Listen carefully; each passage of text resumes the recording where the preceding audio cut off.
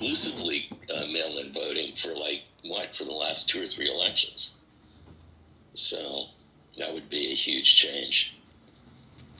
And it's a grab. It's more rigging the election, which is what he's trying to do.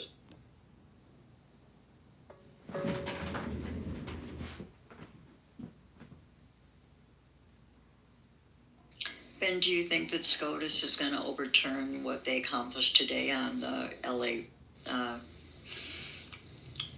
being called illegal? Yeah, it seems what they do is they don't usually completely overturn it and make a definitive ruling. What they'll do is they'll keep it sort of vague and allow it to continue. And yeah, I think that whatever it is that he's requesting, no matter how unconstitutional, they will make some wishy-washy ruling that will in effect give him what he wants, but actually would have to be adjudicated later on. So we can't count on the Supreme Court to be a guardrail. It's not. Ben, I was thinking the same thing. That ruling, the way I read it this morning, it doesn't do anything to protect people in LA. Nothing. All it did was give him license to keep going because it gave him an out. Yeah, exactly. And they never actually do the whole thing. They just make it vague enough that he gets away with it. Right. Just so you guys know what's going on here in LA, as you know, I'm boots on the ground. There's something going on in Westwood at the VA because they constructed a big white tent yesterday with a bunch of Sprinter vans, which is their MO. And they stacked the parking lot with those yesterday. So that's common knowledge. We all saw that. That they're staging for something. We don't know what. We have an idea. And now my boots on the ground are saying that they're going into Westwood, Little Tokyo, Chinatown. And then in the midst of all of this, a naked man decides to have a car chase on Sepulveda and Wilshire. So all that, I'm like, okay, how many more distractions can you throw at them? So that's what's happening in LA this morning during rush hour traffic. Why would they go into Westwood? Because well, that's where the federal building is, and it's not really in Westwood where the college is. It's really outside of Westwood. Hey, Ben. Yeah. Just so you know, the community colleges started back today. Okay. And they have an enormous immigrant population. Enormous. That's true. Okay. That's true. All right. Okay. So yeah. let's keep this where it needs to be. Yes, they are going to UCLA. Mm-hmm. Yes, they are going to the hospital. Yes, I've been there when they have arrived. We were doing a flag salute for a fallen officer on the San Diego freeway. He was killed in the line of duty. And they were doing a salute for him on the 405 while ICE was raiding UCLA on the other side. You can't make this up. That's crazy. They took advantage of a bad situation. And I was smack in the middle of all of it. They're actually on the campus? Yes. They're in the hospital. Wow. They're in For people who don't know, UCLA is sort of like in a cul-de-sac. It's sort of in its own area that you once you're in it, you're in inside it. Yep. Yeah. Yep. It's so yes, you up in there. They've got it surrounded right now, where they've got this big tent. Is it the VA, as you know, at Wilshire, and they built the tent off of the Montana side, so it's on the back side over by where those baseball fields used to be. Yeah. Which is right across the street from the cemetery. Yeah. Right? That military thing. Exactly. So the white tent, who put up the white tent so here, boots on the ground are saying we think that ICE did this yesterday.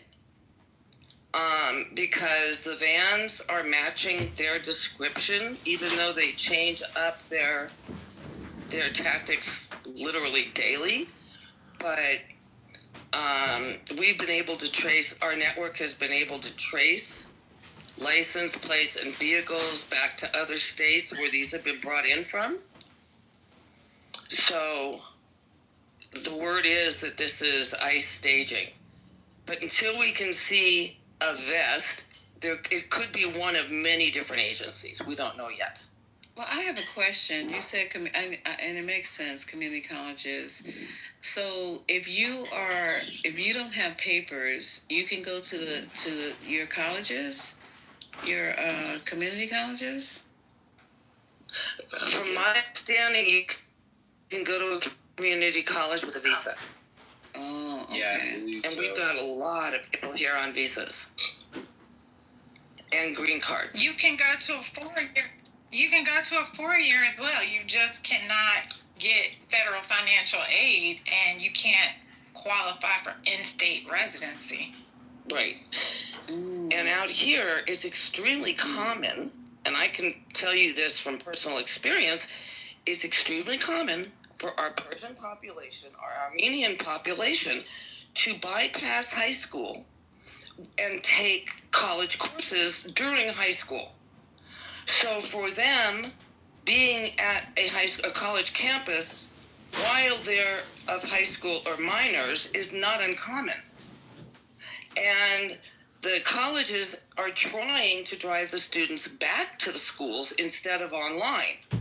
And all this is happening at the same time that their immigration status is being threatened.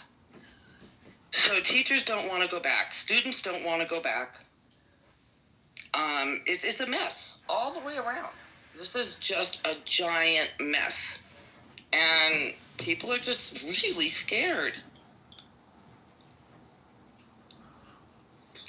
Yeah, I'm curious what's going on in Manhattan as well, because I just saw a couple of TikTok reels where there was a big protest in front of Trump Tower in Manhattan, and there was like arm-to-arm combat going on. I mean, this is a precursor to martial law. We are really at that edge. Yeah, and people ask us a lot, why aren't we taking to the streets? Why aren't we getting out there? Well, we have learned what's going to happen if we try to do that. So the fact that they've taken language out of our vocabulary that we can't use anymore has already started to have an impact on the way people out here live their lives. People just aren't moving around as much. They're not going anywhere as much. It's just not happening. And they're not talking about it. They're just laying low. Yeah. Whew. Pretty disturbing. Yeah, the group in New York, Ben, is refusefascism.org. That's who organized what's going on right now. Well, there was just crazy stuff. They essentially were, the police were like butted up.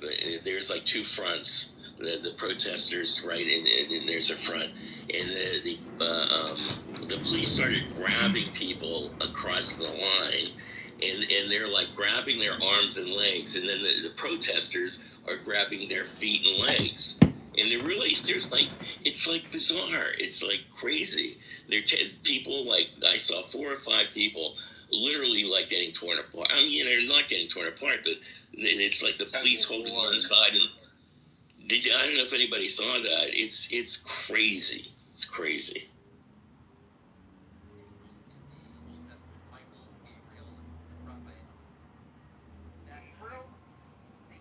Hold on, my friend. Hey, Jay, people love Gabriel. Gabriel's huge. Yes. The reason I asked about the VA, Sue, was because yesterday there was a really large presence of federal agents outside Union Station in D.C., and the vets were having a counter response, let's just say, and they had a really good showing of veterans out there protesting against them. So I just wondered about the relationship between that and being around the VA Michael hospital. would be like Mikhail. Oh, yeah, okay, yeah, no. Miguel.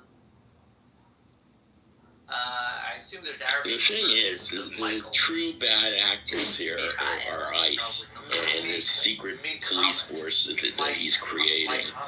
It's sort of sad that the National Guard and the local police have to get involved in this.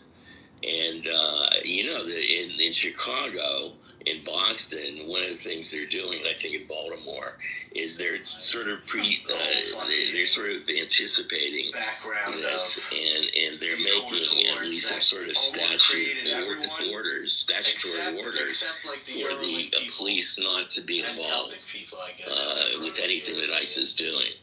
So, we'll see how long that can hold. But it really is the ICE, these guys with masks and unidentified.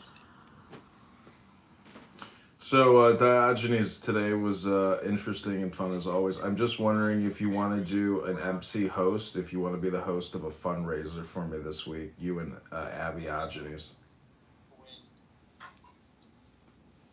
When do you want to? We can do it now. I mean, I believe now is all important. It's more important than the future. So. Okay, where are they gonna send the money? Let me put the link in the chat. It's in my profile as well. It's through Antidote, which is the platform we're using to do payment processing. Never heard of it. What about Venmo? No, Antidote is compliant because it's tied in to. It has rules. You have to, if you make a donation to the campaign, it goes into the campaign account. It has to obey the rules. The rules are on the sign up page, which is the link there. So. Give me your address and I'll mail you. Yeah, you can mail me a check if you want. So. Mail some Adderall. You want that too, buddy? No. So the point is to do it professionally. That would mean, like create a room in a house. I mean, I'd want to be a mod. Running for president? I'm running for Congress. Yeah. And time is limited. I have to live my life hour to hour now, and I have to send in actually a lawsuit against the Secretary of the Treasury, Scott Bessent, today. I'm sending in an 18-page lawsuit. So I have to get to my other office and keep working on this giant lawsuit. You're saying you're sending these lawsuits, like, you have case numbers? I do have a case number. This one has a case number. But I'll be honest with you, the one with Brad is just all online threats, but don't tell anybody. I told you. Don't tell anyone. Like, I asked for a case number, nobody had a case number, I knew it wasn't real. Well, you're in Jazzy's kingdom. I don't want to sit there and play Jazzy's games with King Oxker, in that crew. So, I'm just telling you. You see how I fuck with his name there? He's like the truth of the earth, So, I'm just saying, when your mother give a birth to a son. Your mother.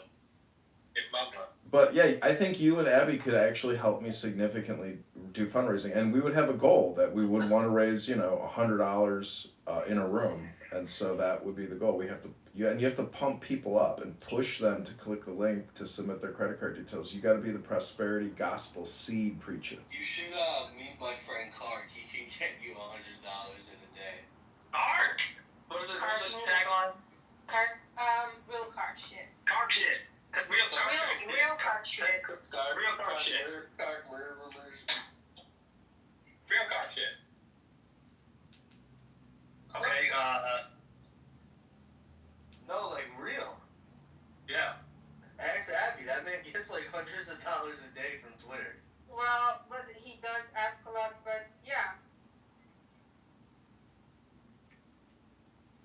You just gotta give him like $1 for each one. Yeah, so I have other influencers, so like Augustus is gonna help me this week. I have this other guy Perry here in Chicago who's got 100,000 followers, and his followers are all conservative Republicans. Money to several people. What was that? I think Because if he wants that's to a big fundraise, debt. it's not on this app. On this app, nobody's gonna be pro you. So I mean. No. Well, we want to brand it. Like, it could be Brad owes me $1,000, but he won't pay up, so I decided to promote candidate Kitover. We need to fuck with people on this app and get their dopamine flowing in order to get their pocketbooks to open. That's how it works. Yeah, Yeah, there's no such thing as a bad venue for fundraising. They're all good. And the money I'm going to record every second that I spend the money. I mean, it's all going to be on YouTube. So if anybody thinks that I'm like sitting here trying to pay my rent with their fucking campaign donations, you know, that's not happening. This money is going towards operations. Pay rent with the campaign donations. That's not an issue. But yeah, definitely should schedule it so we can talk about it. Why don't we play on Friday? No, it's too late, and I'll be gone Friday. I'll be on TV on Friday. See, that's what I'm saying. See, if you can't do things in the now, then you can't do anything. All right. You're right. That's absolutely true. Like right now, I'm trying to take a shit. All right. So update the title of the room or mod me, because I'm not gonna. I mean, I'll run you through the seminar once, but I mean after that, I need to clone you so you can go carry on the gospel preaching message and raise thousands of dollars. And X Spaces is where it's at. Like, little clubhouse here ain't shit compared to hundreds of people in X Spaces. So update the room title, pin the link, do some work. I know, get the grocery store receipts out of your face, grab your phone, take your thumb, click, okay, well then you're useless. And you know what Kanye West says? If you can't be used, you're useless. So congratulations. My cousin's dick. That's what he said. Yeah. He said that.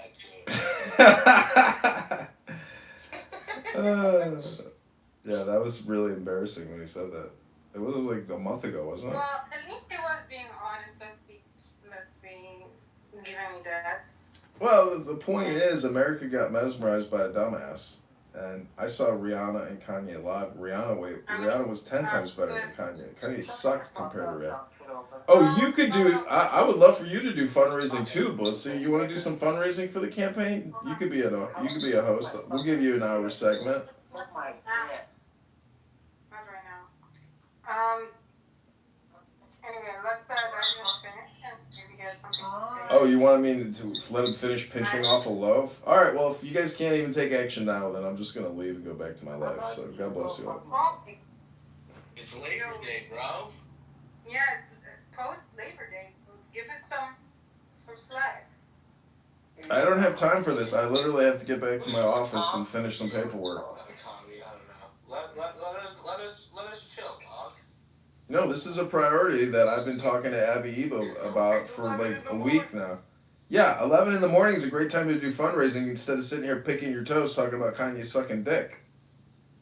No, because later I gotta do shit, man. Yeah, I got shit to do too. I gotta go to my office and finish a bunch of paperwork. I'm trying to do some fundraising over here. Go door knocking. Shut up, Angelo. Here, go door knocking right now. Go door knocking? What are you talking about? I'm trying to do fundraising so I can text the 15 people who want to do the door knocking so they can go do the door knocking. I'm not going to have people go do work for free and I can't pay them. I need to raise money. You were doing it. All right. They want to see you. I'm done fighting here. Have a good one, You gentlemen. are the face of the campaign. You should be the one knocking at people's doors. Chris, maybe you can help me do some I'm fundraising. just like you. I'm just going to talk over you. Chris, just change your profile to candidate Kitover because 2 quotation marks don't mean shit anyways. And use your account to help me do fundraising, Chris. I know you're at work doing data entry, but you can still host the room. All right, I'm done. Chris, update your profile and help the campaign. You're not helping enough. We need more help. Have you thought about live streaming? You going, like, you can stay on Clubhouse and on Twitter Spaces while you go door to door. Yeah, I'm going to do that, and we're also doing it at events. But my part is I need to recruit, 20 people across the district to help circulate petitions. So a lot of this is digital work. We have Craigslist ads up in every major town. We've got a lot of people responding. But we have to raise money to pay these fucking people. Nobody's going to do all this shit for free. Tell them if they don't do it for free, they're not patriots. Yeah, we're hoping that they are patriots, but a lot of people are on the grind, and they still need to get paid. Pull the JFK quote. Anyways, Abby and Diogenes, please talk amongst yourselves, formulate a plan, create a room, text me a message. I'll put my number in the chat. Take action now and help the campaign. This is real. We're really running, and we need your help. So please get organized, pinch off your loaf, and get activated. Because we can actually kick Darren LaHood's can and defeat him.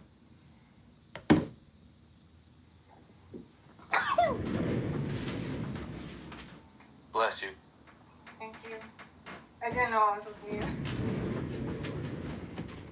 Things were going well on this app when Roger Mayhem was the campaign manager, but unfortunately there's too many demonic trolls on this app that destroys everything. So the other people I'm running against, the other Republicans and Democrats, they don't have this back end operations support staff that I do here on Clubhouse.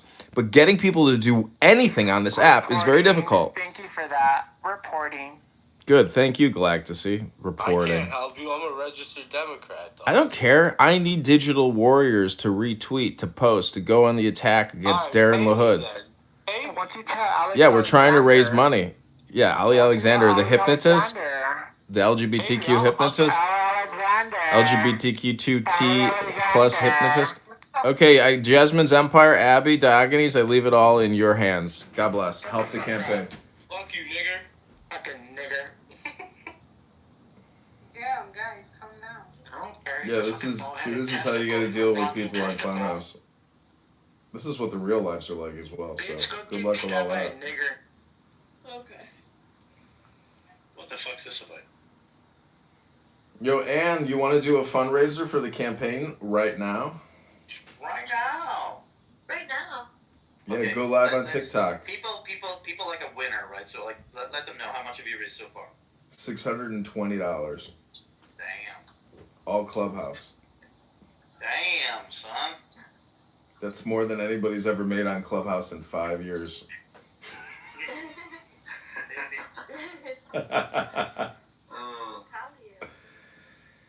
So Friday we're going to be on TV, but this week I want to fundraise and get as many people in the streets gathering signatures as possible. And we've put up about... What kind of TV? Like local TV or? Yeah, local TV, yeah.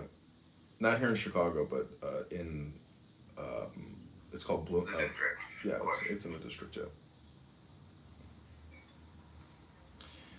It's on a college campus. It's Illinois State. Are you gonna go walking around? Yeah, I'm gonna stay there for 2 nights and do petitions before and after the television event. Oh, that's cool. And are you gonna walk around and talk with people live? Will you videotape it? Well, after I get somebody to sign the petition, I'll ask them if they'll take a selfie with me and if they'd like to do Okay. a quick little endorsement video for the campaign, or discuss what their issue is that they want changed. Oh, that's cool. Good job. But I Are need you your help. excited? I need your help, Ann. I mean, you and Monica helped vote me, Clown House Troll of the Year, and basically, you're my endorser. So I need your help organizing people out here on Clubhouse, and in the process, we can continue upsetting all of the emotionally deranged people here on this app who get upset when people are donating money to the campaign, and that's part of the fun, Ann. You're right. So create a room called Campaign to Elect Kitover and host the room, be the hostess, and help me raise the money. We'll pin the link and we will generate hundreds of dollars a day, and we will literally film that money being deployed in the streets with people gathering signatures. It's all connected, Ann. John, when are you gonna settle down? You'd be a great father. Your imagination is wild. Trying to find Mrs. Right now. We're swiping right on Hinge. We're copying and pasting. I'd love to take you to dinner and sailing. Dash Johnny. Okay. Johnny. Hey, Johnny. Yeah, it's Hey, Johnny. John It's Boy. not John. It's John Boy. Hey, John Boy. But I'm serious, Ann. Help me with the campaign. You wear the T hat, the hat of MAGA, and I need your help, and I salute you. And you got your boyfriend's endorsement of me from Alabama. Do it, girl. Yeah, I will, but tomorrow. We have to do it tomorrow. We can't do it today. No, you can do it now. Now is all there is. There's no such thing as tomorrow. There's free beer tomorrow. There's nothing free tomorrow. Free beer tomorrow. Yeah, now is all important. Bam, now. T-Robs can update the room title right now. Just call it Irish Get Out the Vote Organizing for Candidate Kitover. Put a potato and a 4-leaf clover in the emoji. What's your over/under that you can win, John? I'd say there's a 20% chance I can win, 80% chance I lose. you know what a good tactic is, but you didn't hear it from me? If you hire a private investigator to follow your opponent. We don't have that kind of time or money. We just got to get on the ballot. That's all we can hope for. You could do it yourself. Well, when I get down to Peoria, I'm going to put up a plastic table with our signs and live stream our petition gathering outside of his office. I mean, that's the kind of publicity I'm going to get. 20% is better than like I thought you were going to say. I mean, that's pretty good. Well, yeah, I'm inflating it probably by 200%. You know, it's probably a 1% chance of winning. It's probably a 1% chance of winning because there's 8 other people running, and some of the Democrats are, you know, you could say their credentials are, you know, good if not better than mine, and they can present themselves in a very good way. I mean, I have 25,000 YouTube videos up, 25,000 Instagram videos up. But the moment I get any national press or national attention, like it's all good for the whole thing, because at 50,000 videos, you know, if I can be like Alex Stein, Prime 99, you know, I could have a media business or be a comedian media pundit. So at least I can make money that way. So that's the dream. Have you reached out to Jewish Clubhouse? They'll endorse? Jewish Club, they've disappeared. They're gone. That's over. There's only 2 rabbi stragglers left, and they still haven't wised up. They're still here wasting their time talking about nothing. Literally, they waste all their time talking about nothing. They're pathetic. Well, don't go to Black Clubhouse. They're not going to help.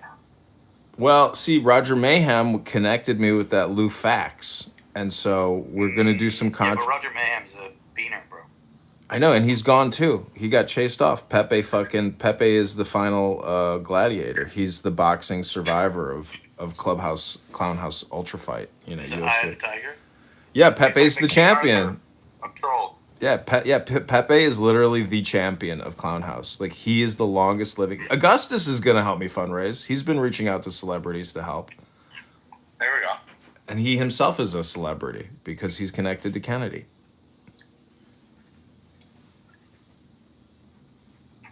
Are you going to challenge the election? No, they'll challenge my petitions. Oh, that's funny. You should challenge the election afterwards if you don't. That's a good idea, actually. I should challenge the election results. Just to create extra. More drama, yeah. Stir the pot one final time. You're Well, right. you're raising your profile, right? You're getting your name out there. You know, you're gonna make a headline, be like, 100%. candidate congressman. Candidate congressman challenges the Darren LaHood's election results. Exactly. Oh shit. Yeah, all you need is like one viral moment of you just doing weird yoga shit, or you know, all communications hypnosis, and then Bro, it's, you know. should like leak footage of yourself. And be like, candidate congressman. Augustus was screaming on X after my speech yesterday. All communication is hypnosis. All communication is hypnosis.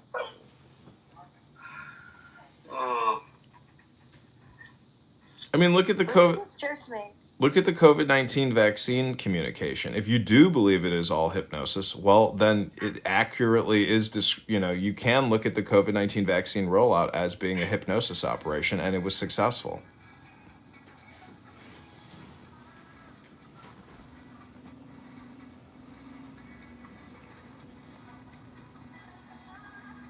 But I've been using Grok.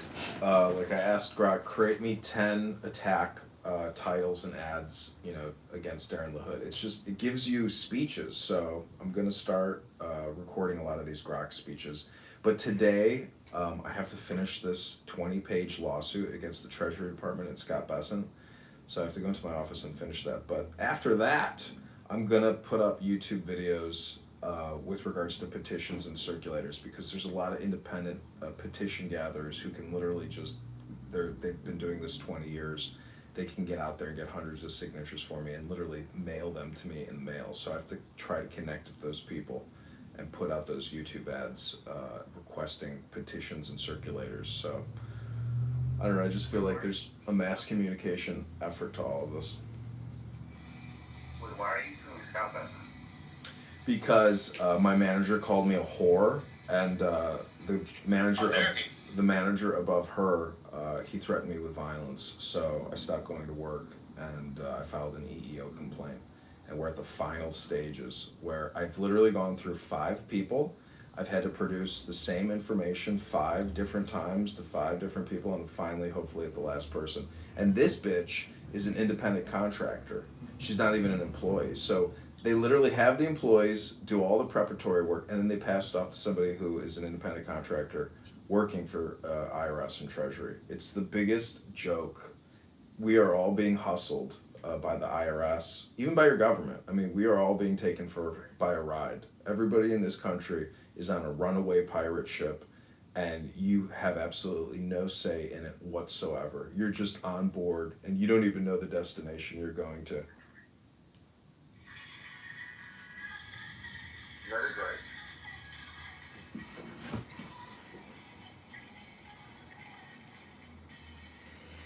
But I can't play your copyrighted music on my YouTube channel, so thank you very little.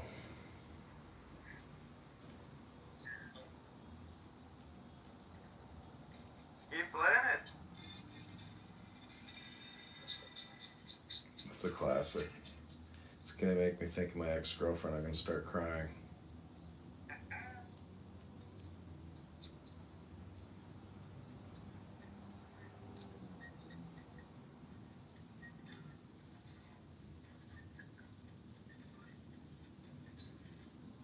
But Clubhouse has crashed out over the past couple weeks. It's been a long, exhausting ride filming all of this.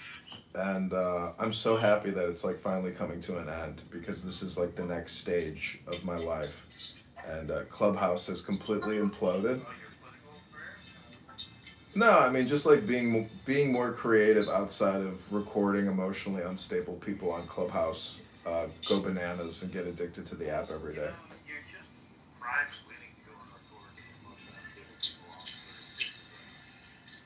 Yeah, there's a lot of crazy people on X that I'd like to record as well. Out of, as a historian, what did the app end, John? As a historian of the app. It always ends now. Yeah, but I mean, like, was it losing certain nodes of people like Roger Mayhem? Is that what really hurt the app? Or? No, you're playing the theme music to the end of our movie. Thanks, Diego. You're doing it right now.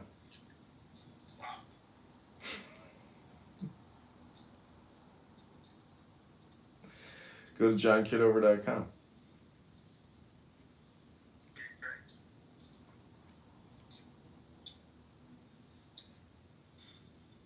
Yeah, I do agree. The goal should be to start like a political podcast, like a Sam Hyde type like set. You know what I mean? Or, you know, his set. Kind of like wacky all over the place. I don't know. That might work. You know, great political content. I mean, look at Louder with Crowder. I don't even watch the guy. You know, I don't watch Ben Shapiro, but these fuckers got millions of subscribers and they're making millions of dollars a year. Even that fucking F word, what's his face? He's got his stupid little talk show. I can't remember that guy's name. You heard that song with a little bit of luck? You ever hear the song Thunderball? You've been thunderstruck. With a little bit of blue and luck. With a little bit. With a little bit. That's what we need. With a little bit of blue and luck, you'll find. You don't know that song? So wait a minute. All this other side of Clubhouse you believe it's died?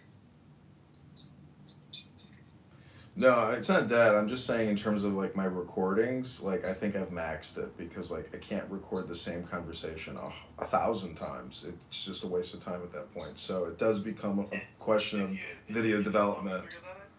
Well, no, I mean, I'm just saying that like part of this was, I was pulled into this because of Roger Mayhem. You know, he became the campaign manager for 3 weeks. Well, he helped us raise $600. That's more than. Well, Brad also helped contribute, I'm sure, to the drama, but everything fell apart because of Pepe. Pepe was the destroyer of worlds. Good on him. Big man. Did Roger Mayhem raise the most money? He did. He raised the most money. He was the super host, and he kept saying, "Go deep into your heart, grab your wallet, close your eyes, and say a prayer for candidate Kitover, and give $10, $100, $150, $200. Give now. Our biggest campaign contributors are Jay Breska and Hakima. Is this JB? Yeah, JB's our number one donor. What did he give? He gave $150. Oh, wow. Wow. So it's not over for Jay Kitover. It's not over, fork it over. Things are in the up and up. So, what are you going to do with the rest of your campaign money after the campaign? I'm pretty sure we're going to spend it all. Yeah, you're not going to buy some Miller High Life and celebrate?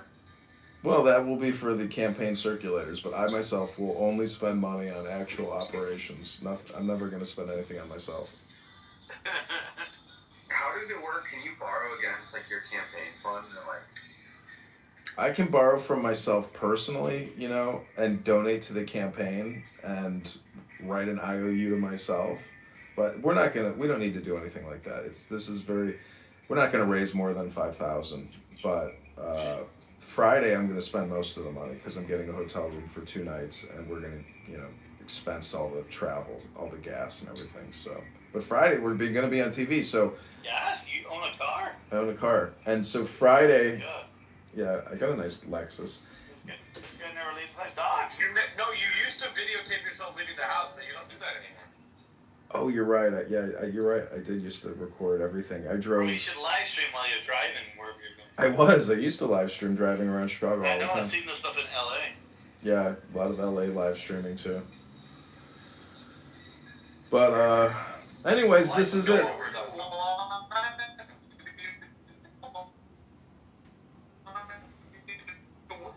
Can't hear you, Diego. But Augustus, if you're available right now, because the now is all important, maybe we could do an X Spaces fundraiser at the moment and a clubhouse room at the same time.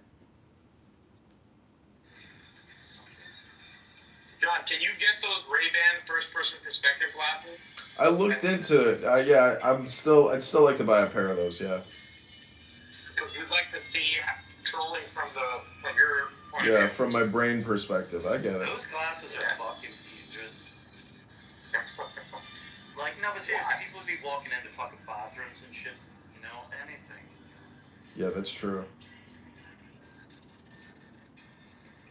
I like the guy. Have you seen the guy that goes up to girls and says, "Can I borrow your phone?" And then he'll play solitaire on their phone, pretending that he's making a phone call, and then he's giving the phone back. I thought you said he was going to do a smooth operator and type his phone number in. No, this guy plays solitaire on these hot chicks' phones, and then gives it back to him. So what does he do? Install the app? Well, he searches for games, so whatever she's got is games on there. And he'll play it for 30 Yeah, seconds. Diego, we get it. You don't get laid anymore, and you're depressed, and you would love to get laid again, but your number one girl is locked up 5150 in a psych ward, so. Baby, come back. Oh, child. She's gonna get put on a 30-day hold after she doesn't file her habeas corpus. 30 days? Yeah, and then they can extend it to 60 to 90. She might become a permanent psych ward resident because the judge won't release her. Come on. No, the family will. Oh, come on? Get her back. Yeah, I bet you the family is thankful she's in there. She's like, yeah, just let her relax and get well and get healthier in the hospital. Good for her. We're so happy she's getting the help she needs. Well, yeah, now they finally got a little peace and quiet in their fucking lives. She's finally shut the fuck up. Let me ask you a question. How do you get someone locked up? How do you get someone locked up for psychological things? What do they say? How do they do it? There's only 3 qualifying questions. Are you a harm to yourself? Are you a harm to others? And do you have housing, clothing, and food? That's it. That's all they care about. Okay, and so she did have housing, clothing, and food. And she did declare that she was not a harm to herself and others. Well, So, that's the thing is they don't believe her. Okay. Yeah, but they can say that about anybody. Exactly. That's how 5150 works. That's why you have to file the habeas corpus and go before a judge, and the judge will ask you, are you a harm to yourself or other people? And if she can articulate a definitive answer, she will get released. But that fucking Jew could also just say, no, I don't believe you. Well, the thing is, when the police arrest you, they have to have what's known as RAS, which is reasonable, articulable suspicion, and they have to verbally tell you why you're being detained or being arrested. So if they can't do that, then they have no reasonable suspicion, and their stop is unlawful. And so it's the same thing in the courtroom, where if she can't make a solid defense on the spot, and they see that she's whacked out of her mind, they're just gonna say, "No, bitch, get out of here, go back to the psych ward, bye."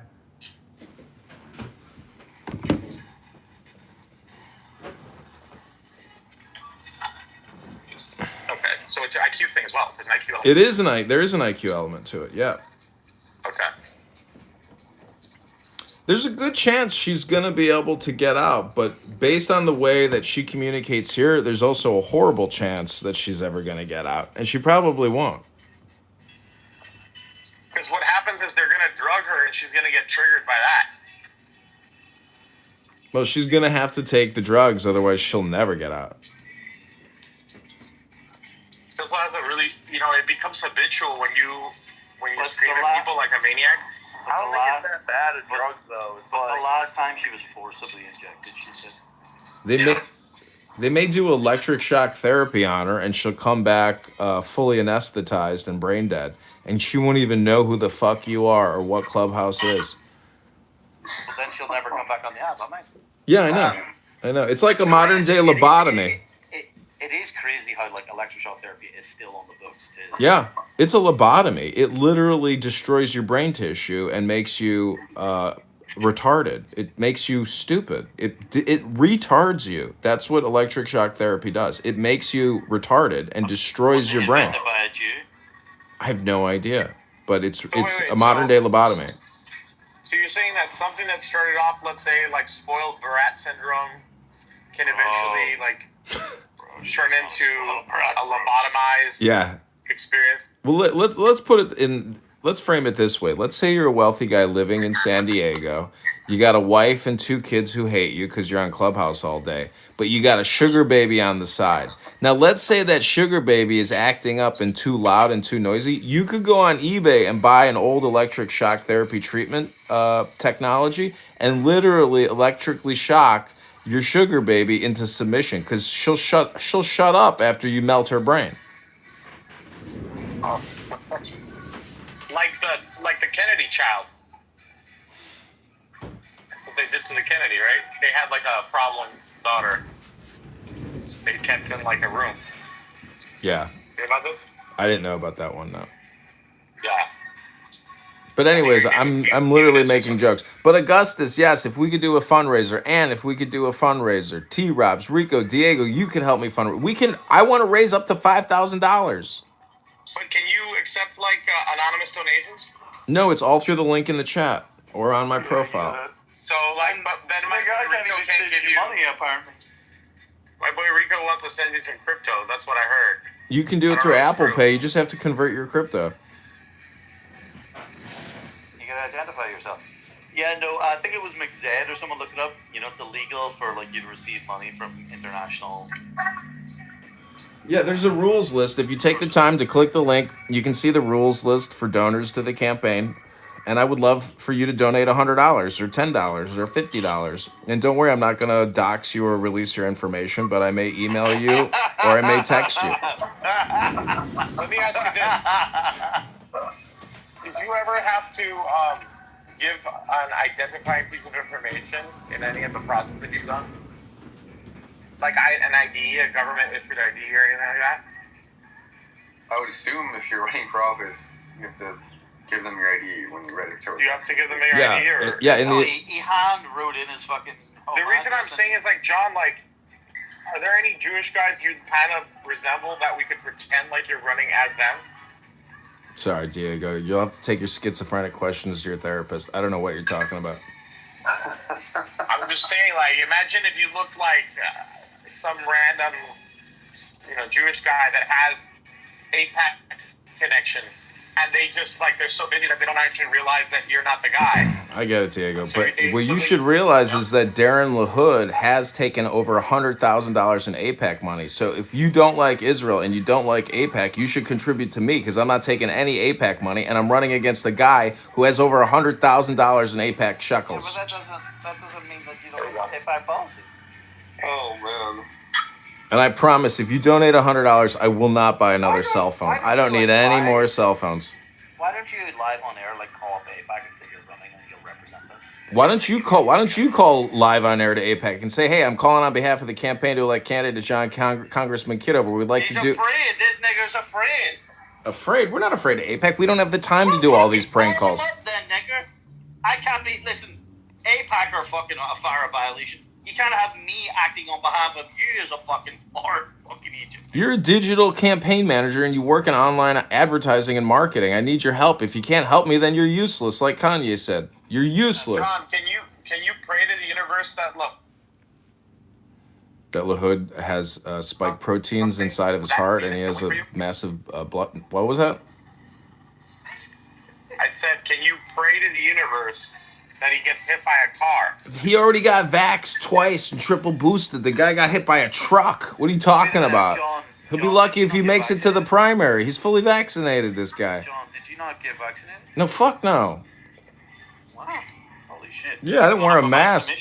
Northwest side of Chicago, people didn't get vaxxed. They didn't wear masks. We resisted. Everything remained open. Nothing stopped. The show goes on. The John Kitover show goes on. It's true. We have become the Mojo Super Positive Vibration. Yeah, that's right. I wore a Bane mask. That was during the summer of 2020 when everything was getting looted and I thought we were descending into Gotham. I was going to become Bane here in Chicago. Well, he was prepared to be a warlord. He was born in the dark. Can you give us a little Bane quote? I was born in Clubhouse. You merely adopted the Clubhouse. I will break you. Your wife is a robot. Your children are merely slaves. Meanwhile, you run around the world with a schizophrenic girl, lying to her about the Jews so you can sexually molest her. You're a pervert. John, are you doing like YouTube man on the street interviews? I think that I will do those when I get out there and start getting petition signatures myself. I will do those, yeah. Listen, I got the boat. I got the boat here in Chicago. You're all invited to Chicago. I do have a sailboat here until October 31st. How many people you fit on this boat? So you can fit 6 people on it. And if you know how to sail, then you're extra special because I don't know how to sail. I know how to sail. Great, come to Chicago. Doesn't know how to sail. Come to Chicago. I need your help on the boat because I don't know how to sail. Are sailing knots the same as like rock climbing knots? What? No. Probably a dumb question, but I mean, So maybe some are overlap.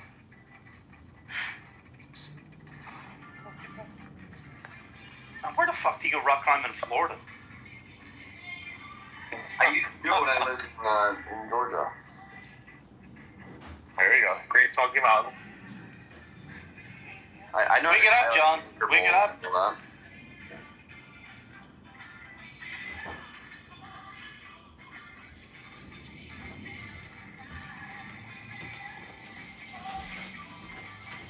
They have walls like anywhere. Listen, this is going to be the greatest Halloween of my life if I can get on the ballot. So any help you can give me, and that really means Clubhouse fundraising, I really do need your help. But if we get on the ballot come October 31st, it is going to be very exciting because we will then have 11 months to troll Darren LaHood because we'll be on the ballot and we'll have all the way up till November of next year to create content. And we will raise a lot of money at that point. And it can be a lot of fun. Rather than begging for money, you need to tell people why they need to do it. What's the why? The big why is I'm not a Fortune 500 whore. You understand what I can tell you the why. I'll give you the why. Are you ready? Just like, give me money. You make you're a fucking nigger. Give me. Well, this is grassroots. You got to understand what we're going against. I don't have lobbyists calling me. I don't understand because you haven't explained it. You're just going like a nigger. Give me. All right. Well, okay. gimme. Tell people why. Well, do you want to watch the 45-minute podcast I did? I explain everything in 45 minutes. No, nigger.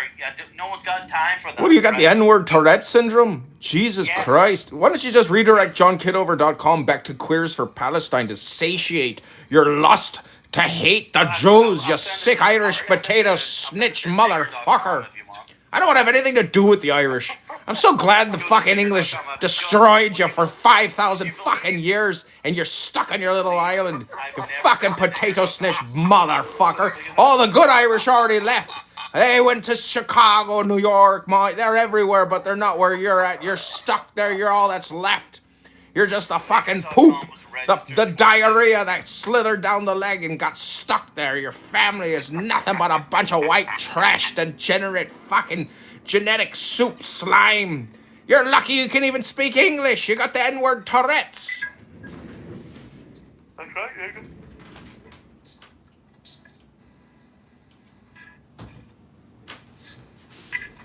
You know why you're still there is because your family probably stole potatoes and hid potatoes from everybody in the community. That's right. And everybody else was starving. They had to leave and go to Chicago because you and your family were probably acting rather Jewish and stealing potatoes and hoarding them.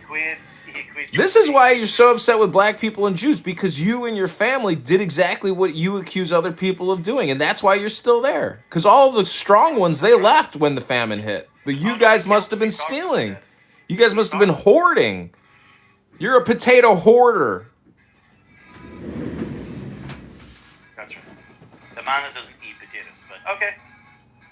I like it.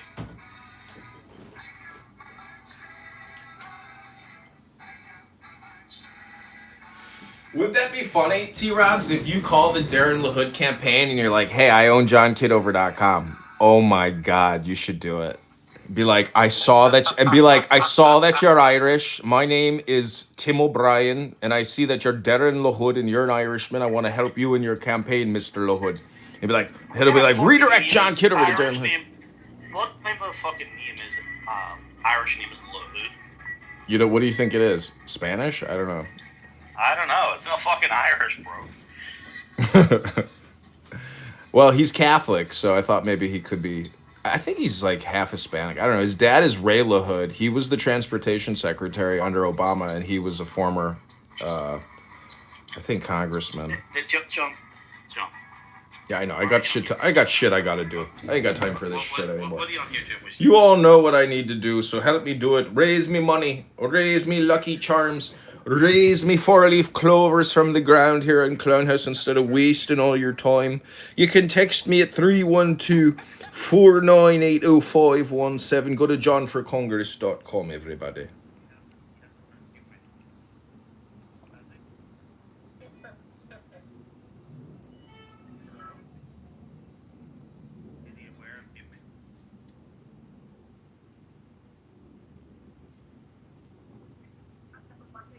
Just create the room called Campaign Fundraiser for Candidate Congressman John Kitover and text me the room that you created here in Clownhouse. I'll post it on X.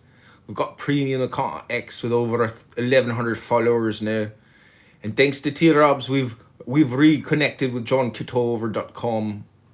And we can't thank you enough. We're live streaming this right now to YouTube. We've got about 100 people watching it, and they are also contributing money to the campaign. Why do the Irish sound so much like the Jamaicans? Is it because the people in Jamaica are technically like Irish, but they're just the same thing? They're what T-Robs calls the N-word. They're all just trash. Wherever you go, these island people, they're always fucking low-class trash, no matter what. You ever been to an island? It's like a third world country. Lots of poverty, because they're just sitting there smoking weed, laying on the beaches eating coconuts. Drinking coconut juice. They got the Trump derangement syndrome. The Irish people are just like the motherfucking Jamaicans. You become trashy people when you live on a small little island. They become genetically inbred just after a couple generations. It's all about genetic superiority. You guys are the eugenicists up in here. You're all the white supremacist fucking neo-Nazi scum. You're the eugenicists. You got to agree with me, when you live on a little island, eventually your genetic soup is going to essentially become retarded and trashy. Your IQ is just going to go down unless you read some books. And we know T-Robs hasn't read a book in fucking years. Neither has Diego with his big library in San Diego. Fucking Rico, I don't think he's ever touched a book. And Anne admitted she never touched a book in 15 fucking years. Maybe I'll read a poem. Be the smartest thing you ever heard on Clubhouse. But this is what happens when the Irish and the Jamaicans start acting like the N-words that they're always talking about. I'm working. It's not good. Did you miss us, the people on Clubhouse? The last room I was in wasn't too fun or interesting, though. I tend to find myself in Andrew's room, which are never a good time for me. I try to have conversations with people, but it just appears that people that go to Andrew's rooms aren't interested in actually having conversations. It seems to be like where all the toxic people tend to hang out, Can I ask you a question, Shawnita? Oh, shit. Is that P. Mars?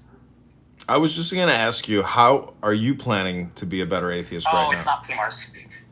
It's not P. Mars. It's, it's John. John Kitover, yes, this is me, Mojo, super positive vibration. I'm just wondering, how are you going to be a better atheist? I don't know how many of your accounts I have blocked. Is that how you become a better atheist? Room because are you going to let me answer the question, or am I going to have to boot you right away? I tend to boot you right away when you become very disruptive to the room. I'm not into having this, He doesn't seem like a disruptive rhetoric to me. Right. So yeah, he's dancing on thin ice right now. But anyways, so yeah, I made the room because I do see that some atheists that I have conversations with, their motivations. Better to me is subjective, anyways, right? So it's going to all be dependent upon. Are you an atheist? Better at that point. Yes, I am.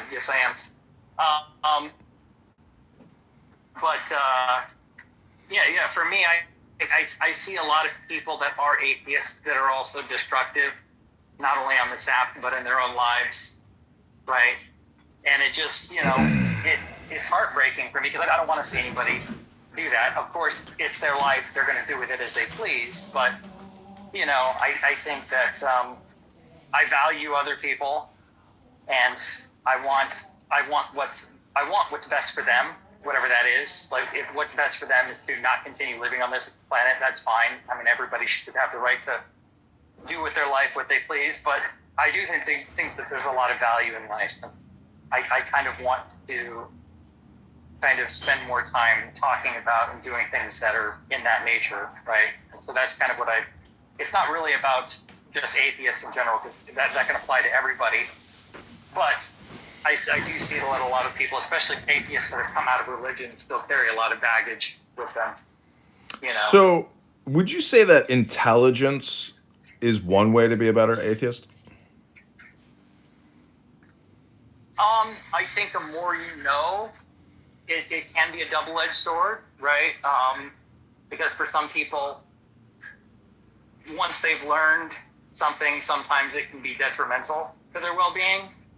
Like if you learn that, what's a good example of this?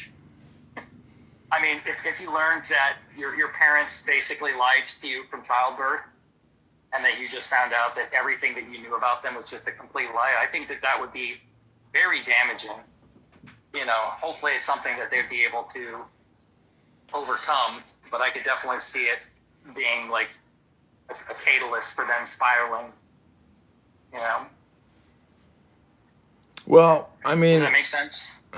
The problem with that is, I mean, if you were intelligent and you and you thought your parents lied to you, even though you came to the conclusion that they themselves had been lied to, or that they were doing whatever they thought was the best thing to do at the time. So how can you hold that against people who are just doing what they think is the best thing?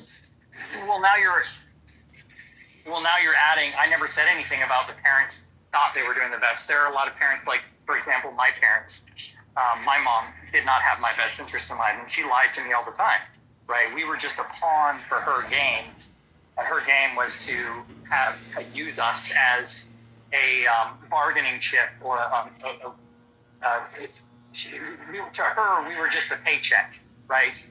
She took advantage of my dad, and he was forced to pay child support to a woman who never really cared about her or us. She never really took care of us as far as like interacting with us, making us feel good. She rarely ever cooked with like the bare minimum she can get away with, right? Most of her money was spent on herself, right? So she didn't really care about us at all, right? Even though she would say the words, she would say whatever she needed to keep us attached to her, right? But so just because somebody lied to you doesn't mean that they have your best interest at heart. Yes, there are people that I would agree they do have your best interest at heart, and I wouldn't say that they were lying to you, because lying is an intent to deceive, right? There's a difference between lying and saying something that's not true. Okay. So I hope that makes sense. Well, I'm just saying, like, how do you look at atheism, but also look at game theory and psychology as being elements that can improve one's life, alleviate suffering, and enhance the experience of life? Well, I mean, yeah. Once you become aware of the baggage and you strive towards working to not let it affect your life, like a lot of people come out of religion still hold the baggage of like the threat of eternal torment, right? The idea of hell still bothers them, and that's something that can take decades, years, and may not even be something they ever overcome, right? But being able to mitigate those types of issues, I could definitely see that having a benefit on your life once you've learned how to mitigate it. So, I mean, does that answer your question? I mean, because I understand game theory, right? Like I understand, it's talked about a lot in politics, especially around wartime or situations where people are attacked. Like, what do? If you don't retaliate, then you're basically conveying to the world that you're open to being attacked, and you're not going to do anything about it. But if you do attack, then, you might be viewed as being somebody who is not, concerned with having a peaceful world, right? And so there's this fine balance of like when is the right time to retaliate or do something about opposing actions to create a better world, right? And it's very complex. Well, you can use Clubhouse as a diagnostic. You can use it as a spam dopamine experience. I'm just saying that Clubhouse, as a communication tool, which is really nothing more than a conference call, it's really the way in which you use it, because it's just a conference call. So, but there is this like green bean thing, or the point is, most of the communication here is entertainment. It's not educational. And so categorically, people, it's just like going to a movie theater. You think a movie is real while you're sitting there, in your mind's eye, but you come to Clown House and it's a little bit of the same experience, or at least neurochemically it's the same experience. So I'm just saying that, I've read a lot of poetry in here. I like to break into rooms and say, hey, can I read a 60-second poem? Because no, we're not doing that. No, and I'm not trying to do that here, but I'm saying that that's one way for me to essentially break free from what I would call like a matrix trap, a fisher's net, a spider's web. So as the green bean, you're technically, the fisherman or the spider catching flies or fish. So I'm just saying that. That's not what I'm doing. Yeah, so if you think that that's what I'm doing, I think that you have a very myopic view of my intentions on this app. And a lot of No, people's it's not intentions, you. I I'm would agree saying with you everybody. I would agree with you that some people's intentions on this app are to do that very thing. But I would not go as far as to say that that seems to be like the general consensus, right? I would say that a lot of people come on this app because they genuinely want to have conversations, exchange ideas. They want to be understood.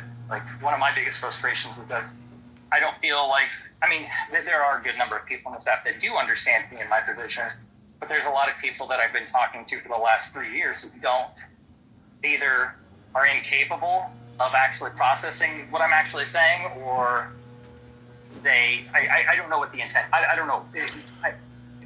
Well, some people I question because of the level of their education. There's some people out here that have some high levels of education, but they still fundamentally misunderstand my position, even though I've been talking with them for the last 3 years. But then I'll talk to somebody who has never been to college that completely understands what I'm saying.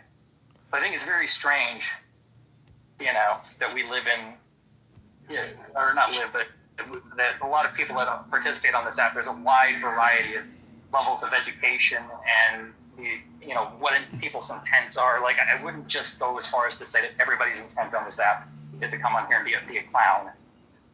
No, as you so of course not. eloquently like to put it. But do you really think that you can pass enough information off to somebody to convince them of your position? It's not like you're giving them a 100-page PDF to review. You're doing a short form verbal communication. I have. Yeah, maybe over 3 years. There's many people on this app who didn't think about what my position were until I presented it to them. And I don't know if I've changed anybody's view as far as theists go, but I have a lot of theists. And actually, it's funny because I have more theists than atheists coming to me and talking to me in the back channel or coming to the other rooms and telling me that I give them something to think about, even though they haven't changed their view or their minds. And that's really all that matters to me. If I can have a conversation with somebody and have this and just be understood, just being understood is like very important to me, right?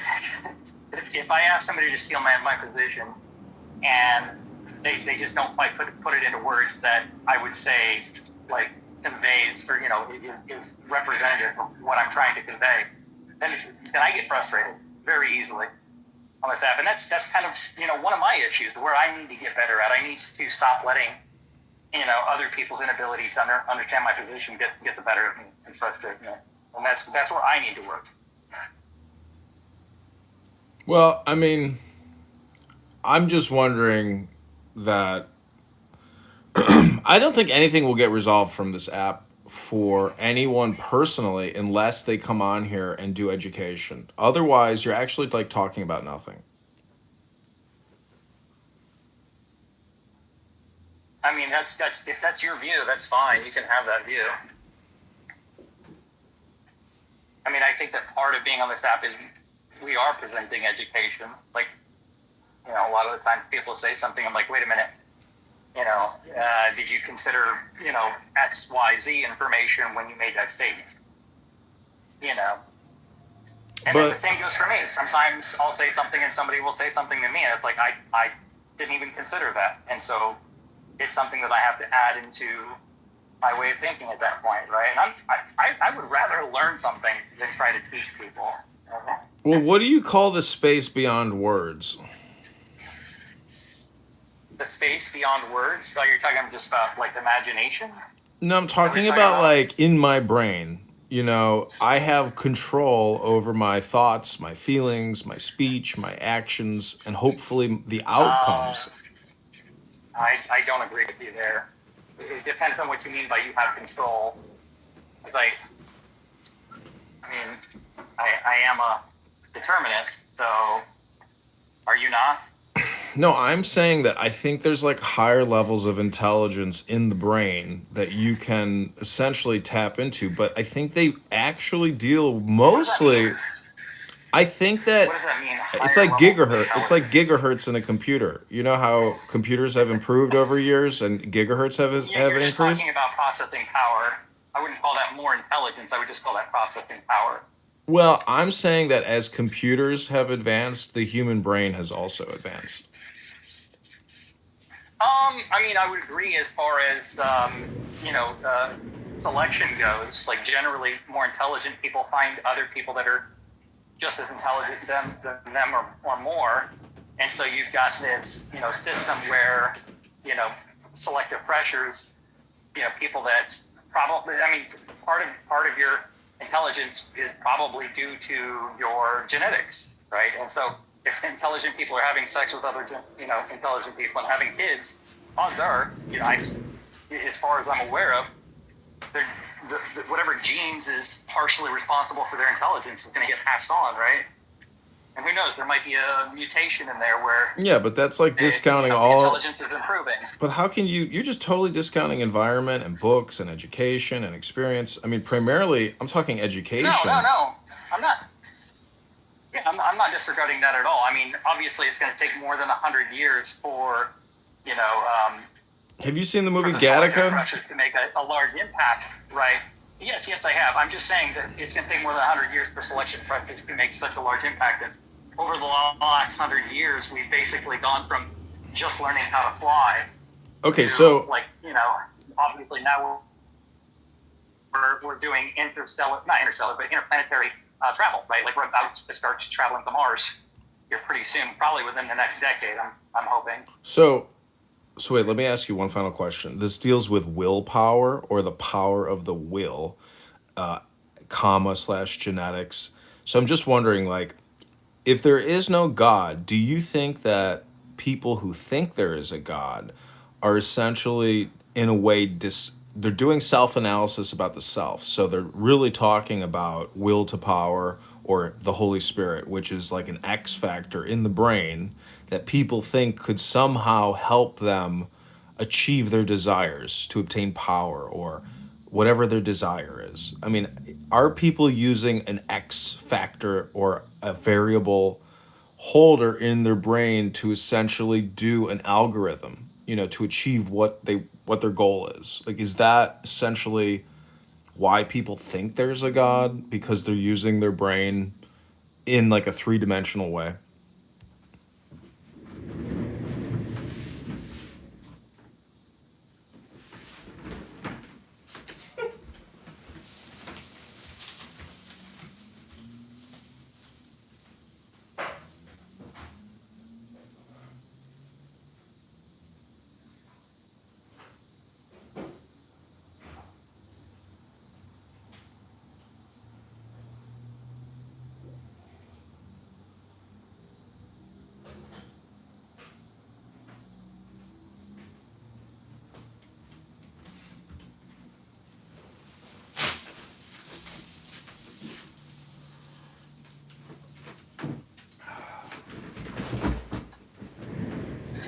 Was I on mute the whole time?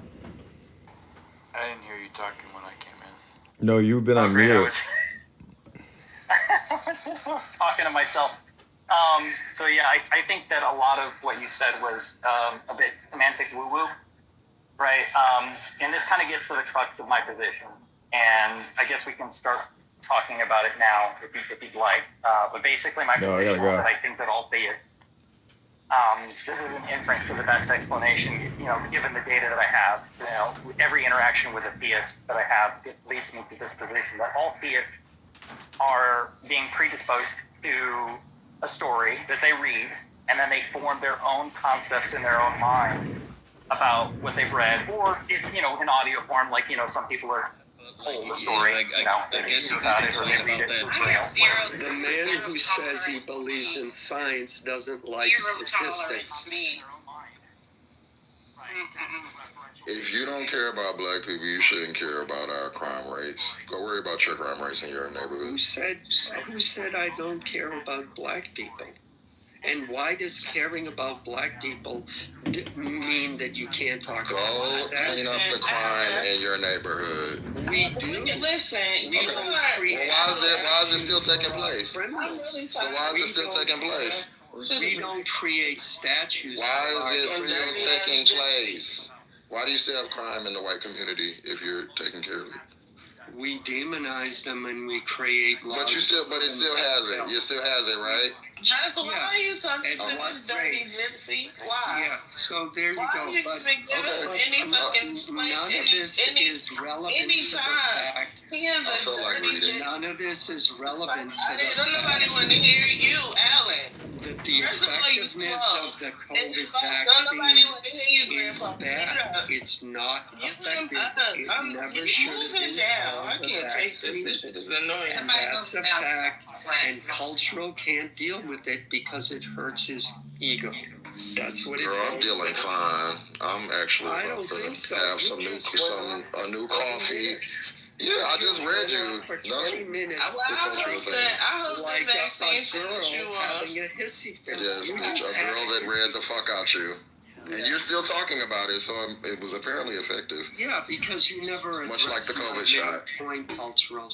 You spent 20 minutes on a deflection. You're old, girl. I did address you. I want you go. Beat your ass. Get up out of here. Yeah, go. I gotta go. Go ahead and. Yep. I gotta go because I gotta. Yeah, go ahead. Lay on down. Pull the covers over your head. And I gotta go to the secret white meetings where we get that free government. You're not even white. You a dirty gypsy. You a dirty gypsy. Black people. You a dirty gypsy. The twist is that the meeting is at your hospice. Hey, Patty, thank you very much for letting me speak on your stage. Bye, Death Bear.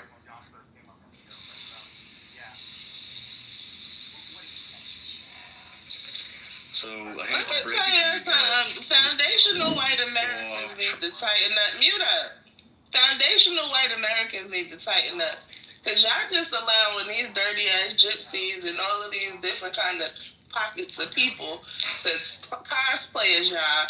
And they giving y'all a bad name. Y'all need to do something about this trash. Are you referring to the immigrants or something? What are you talking about? Yeah, bitch, like you. Because you cosplaying as a crackhead, you not. So stop. What do you, I'm just me. I'm not cosplaying as any.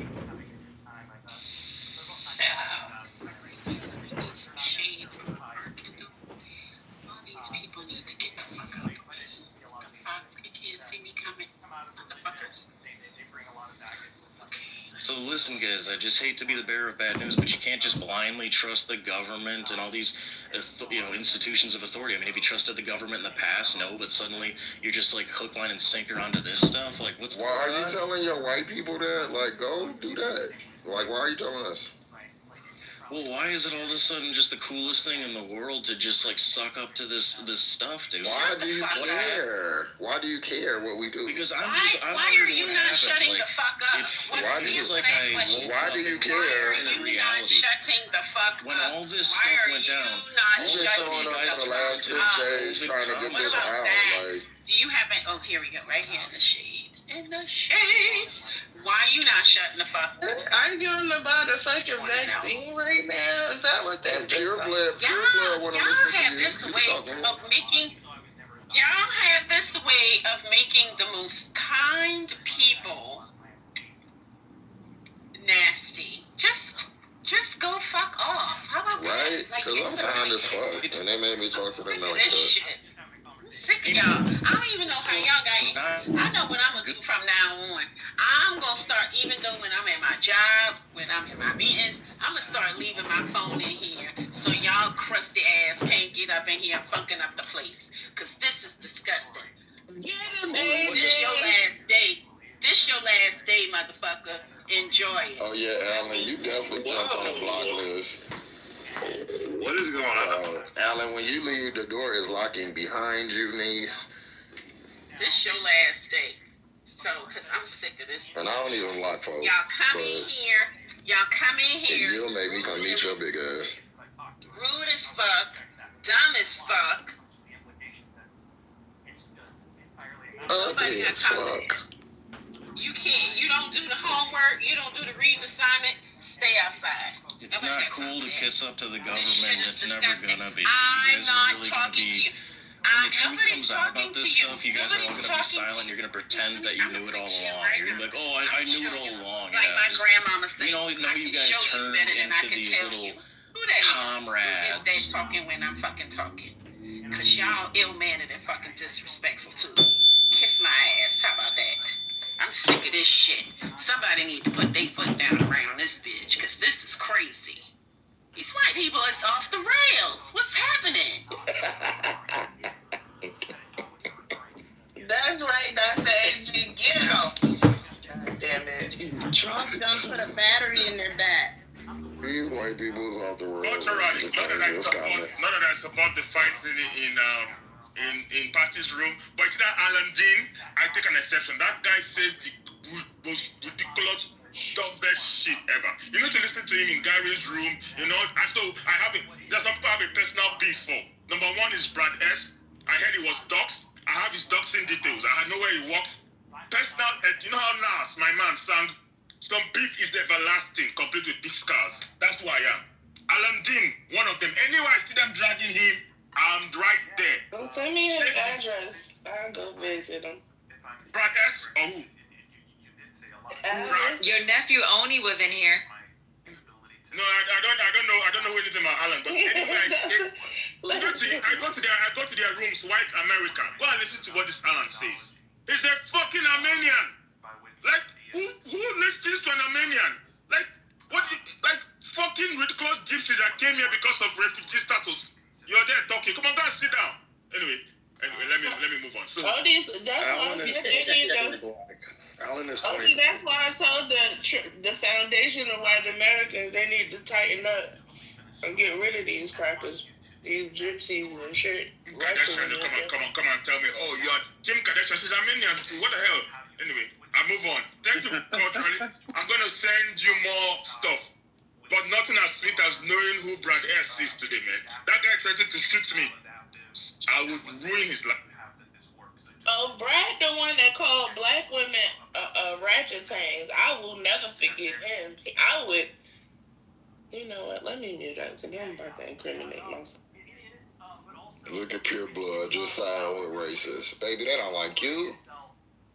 I heard Pure Blood's communication skills. I know I'm not impressed.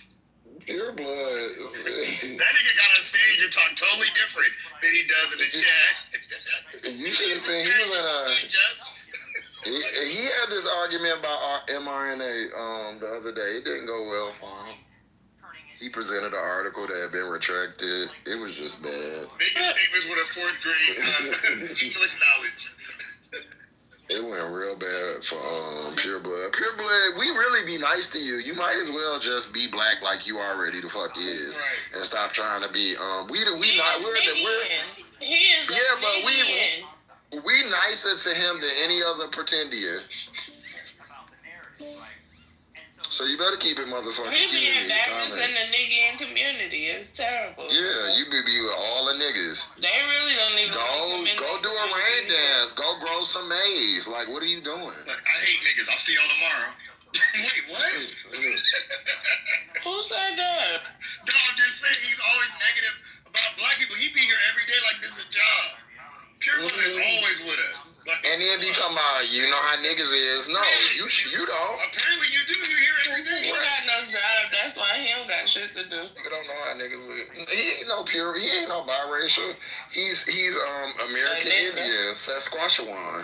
I keep coming to work. How do I get my What is he just? What now? Sasquatchuan. What the fuck is that? Come on, fight back, Pure Blood.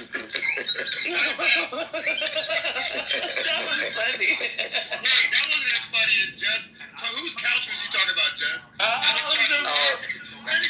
Jamal changed his PTI. Yo, Jamal got to see me forever about that motherfucking couch. That motherfucking couch. Oh, Patty, was you in here?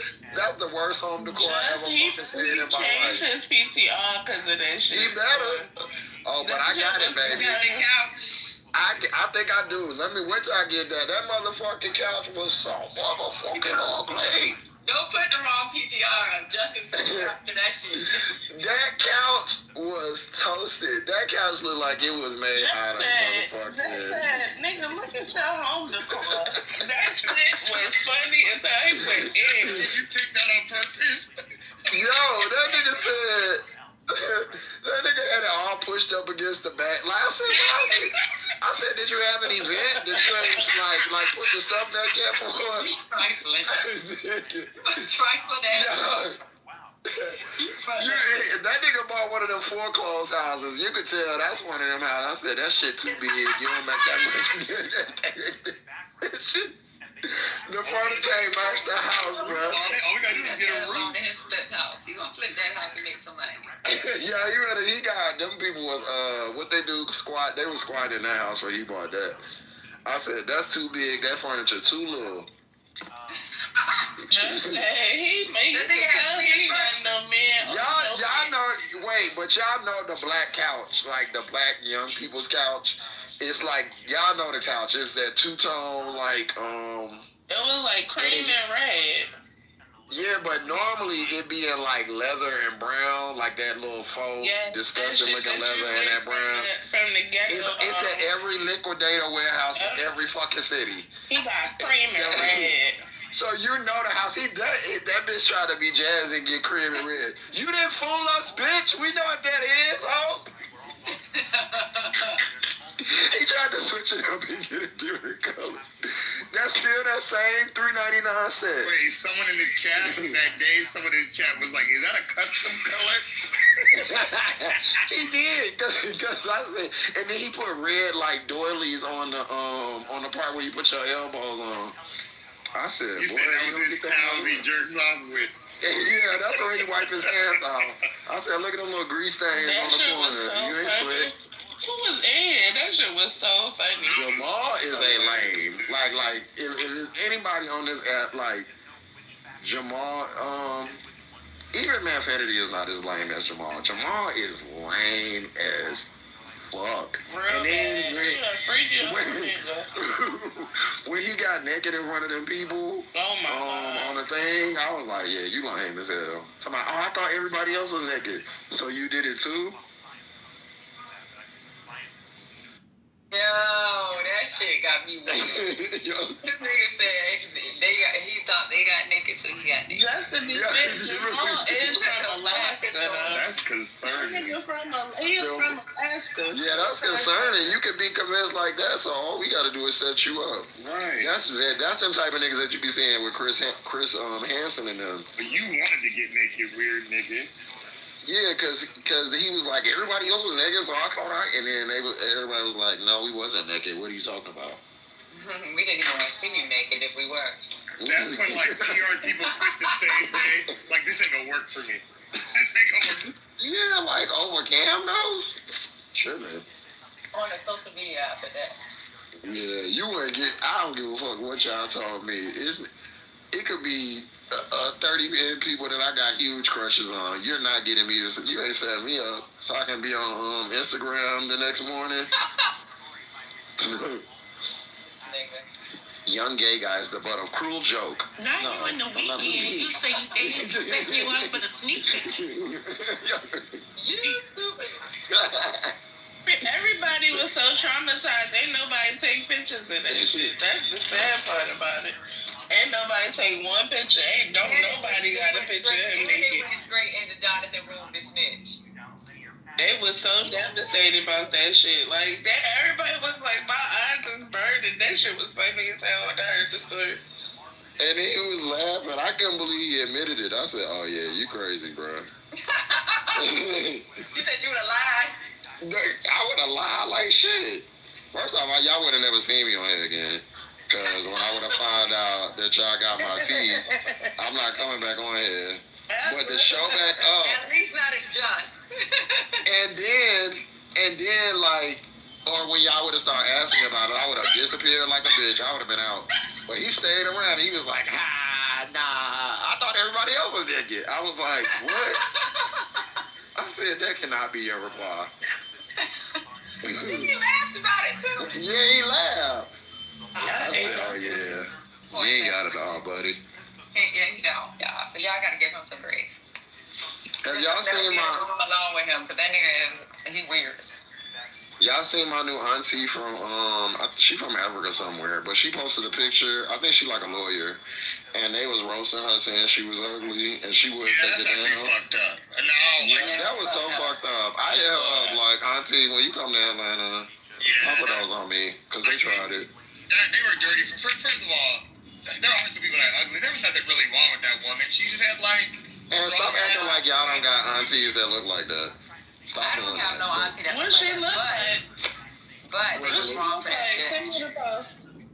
And she said she didn't even realize she was going viral because they thought her picture was ugly. So later on. That's sad. She dressed really nice. I mean, she didn't look that bad to me. Like, she wasn't like super gorgeous, but it wasn't like how they tried to make it like, oh my God. That's what made it like. Through plastic surgery. What is that? But it wasn't even nothing to fix, though. She wasn't like hideous. Was she? Yeah, she was just regular. She just had a big nose. That's it. She did have a big nose looking on it. Yeah, she had a big. She had. A big nose. They was acting like they never seen nobody with a bell pepper nose before. It just felt really anti-black. Patty LaBelle had a big nose.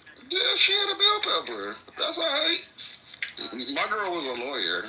I bet y'all can't match that. I bet y'all ain't got her bank account. There's another bell. I would have been roasting them niggas. Can y'all post it for me? I want to see ya. I'm gonna find it. She posted a whole bunch of other pictures, and she could dress really good. It's on Yahoo. That's where I read it. But I love that she stood her ground, and because they was like, delete the picture. She was like, no, this is what I look like. Like, y'all just got to deal. Like, I'm so sorry y'all are so disturbed by. Yeah, I didn't like that one. Yeah, I didn't like that at all. That shit hurt my heart. I felt bad. Yeah, because what she doing, it didn't seem right. Like what? Because first of all, let me not be rude, but I'm just saying, there's some people who need plastic surgery. There's nothing wrong with that sister. How does she look like? I mean, even if she was well put together. I don't like that. And she just seemed sweet. Like, leave that lady alone. That's like I be getting obsessed in like during my days of like responding to people talking shit to Angel Reese in YouTube comments. I be clowning them. Like I was like, let me get back to work. Stop trying to act like this is what I got. What they be saying about her, Angel Reese? Because you know what they did was they did the whole her versus Caitlyn. The white girl who can play, but they try to make it. They don't just play the same position. So they don't have shit to do with each other. So it's stupid. Oh, you mean like skills? I thought you were talking about looks. I was about to say, I know they're not putting Jim Carrey up against. Yeah, that's Jim Carrey. So I don't think that. Now that she did, but she still looked like a dude. Caitlyn Clark looked straight like Jim Carrey. She does. I was surprised. But then they gave her like a low-key Prada deal. That's what I'm saying. Yeah. White privilege is a real thing. Ain't no fucking way in hell Caitlyn Clark deserved nobody's modeling nothing. Now, Reese has almost double the followers. So if you do it by followers, then why ain't it? Angel Reese is fine. She's she's somebody I want to see in Prada. I don't want to see no damn Caitlyn Clark. Caitlyn Clark for the. Don't Angel have Chanel or something like that? Yeah, she does. I don't know. I would like that. Would be cute. She already has a competing sponsor, so she wouldn't have been able to get that sponsor. Yeah. So like, I think it's the outside. She has her own shoe, and she has a bunch of stuff. Nothing on my girl Angel. Leave her alone. Yeah, I think it's everybody else that's making it. Patty, some women transcend. Like some women, it don't matter if you're gay or not. They just fine. You're not gay. That's true. Some men transcend. Some what's that man? You ever seen what's that gay movie that I don't like? That y'all gay ain't a disease that goes away, bro.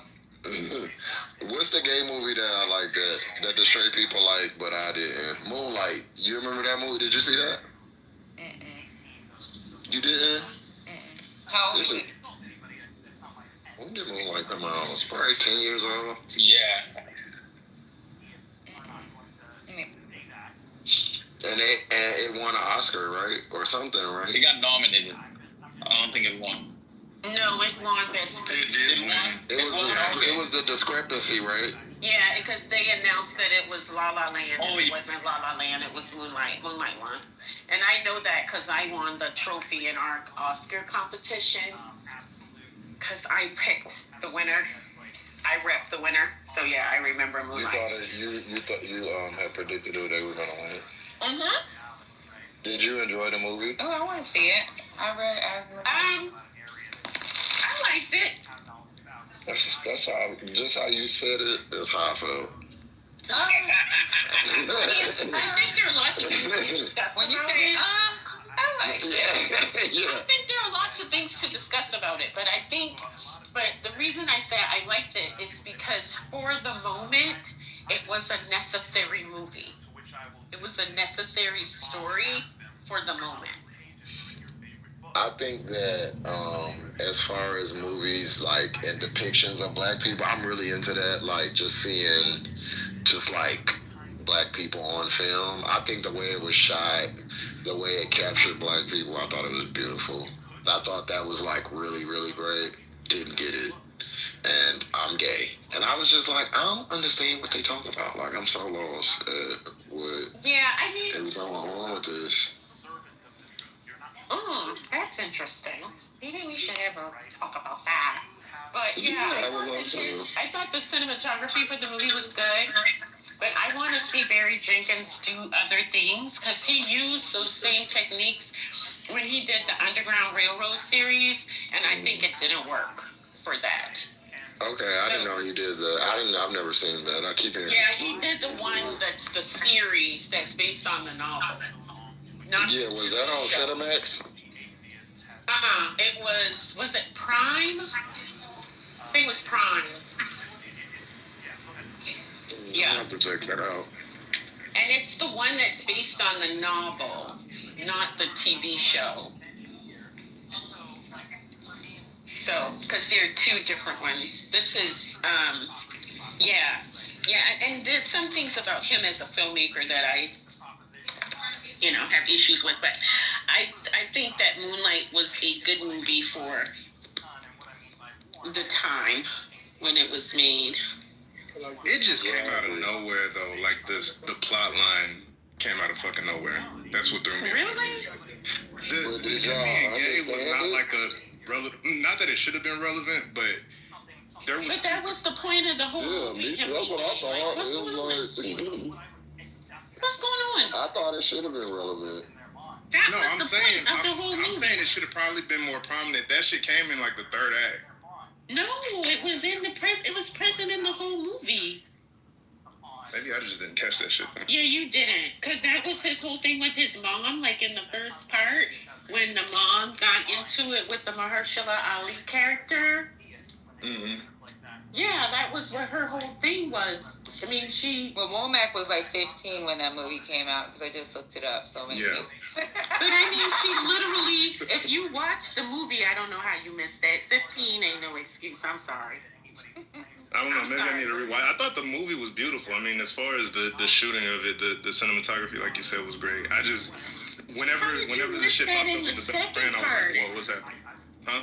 Because there's literally like sexual contact in the second part. Did you just watch? When they went to the beach, yeah. That's the second part, not the third part. Okay. It's a third one? I mean, I watched it one time when it came out, so that's just what I remember about it. So I do think that it was hard, and I've only watched it once as well. I found it hard to follow. And what was interesting is I took my mom to go see it, not as a coming out movie, but I just thought oh, this would be something that me and her can experience, and then I could probably explain some shit. I remember we left there, she was like, baby, I didn't understand nothing was going on. I said I didn't either, so I hope you liked it, because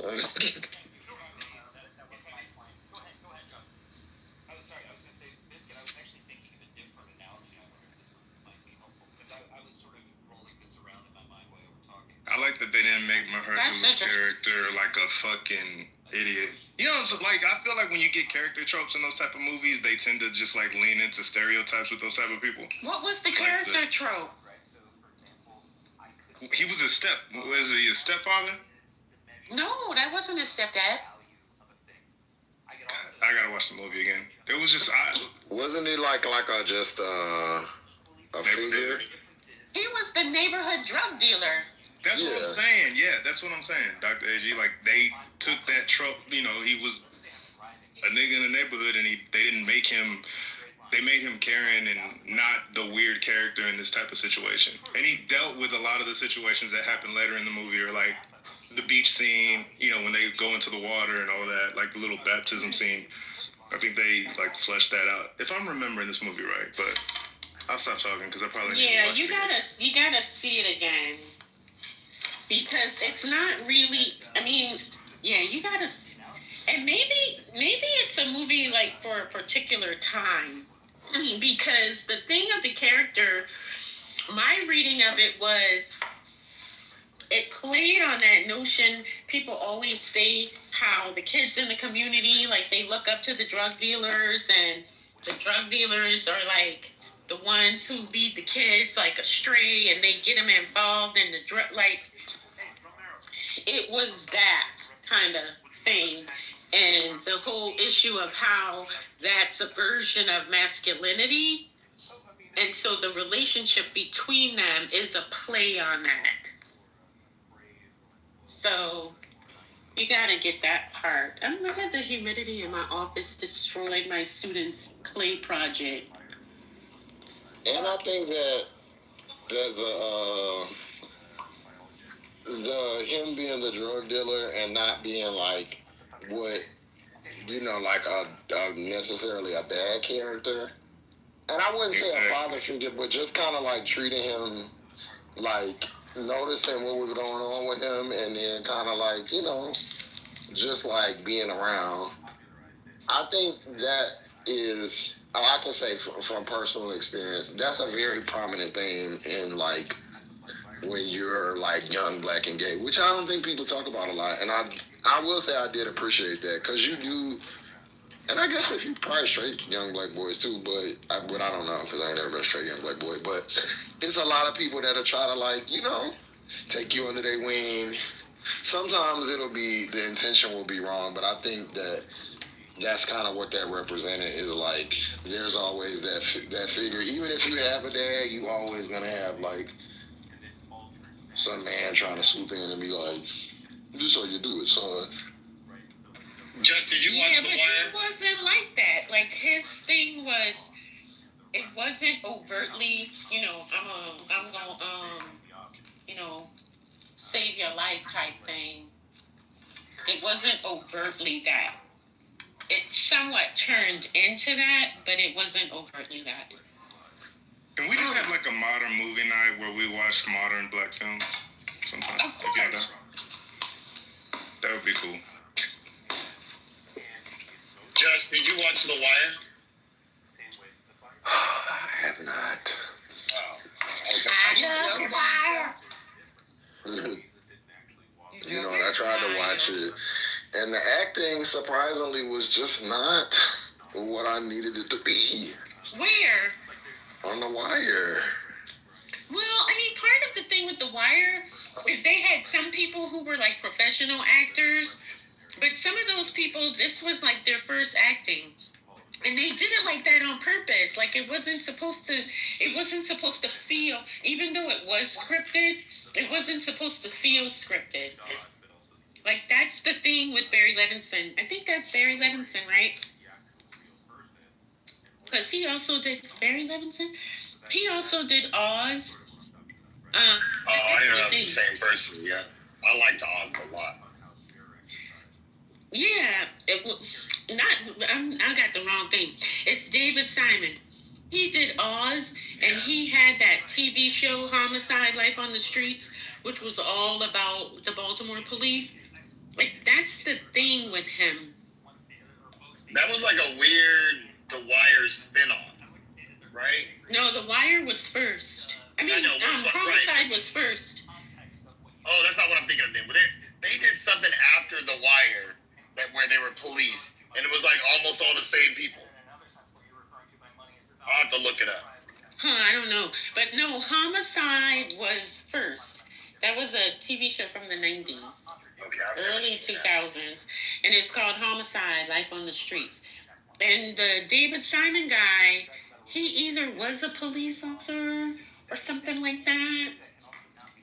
He wasn't off. He was a reporter. He looked for the Baltimore Sun. Oh, okay. Yeah. And he did the police beat or the crime beat or whatever. I think, yeah.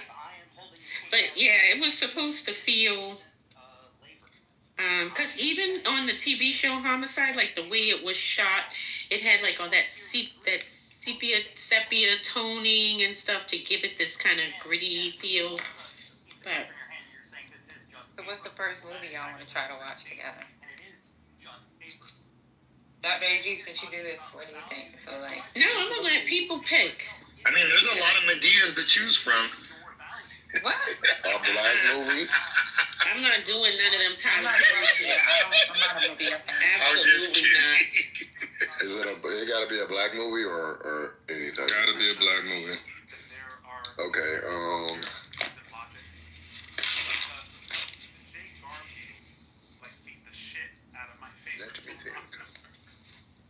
John Boyega played in a movie called like America Home or something. Have y'all ever seen that? I think it was John Boyega. What was it? Which is ironic as fuck.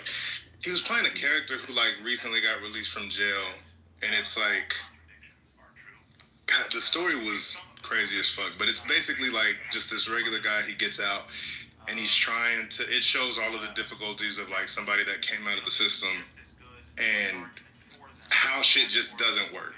You know what I mean? But it's put into this long drawn out picture. It was really dope, but I'm gonna try to find the title and I'll send it to you. One second.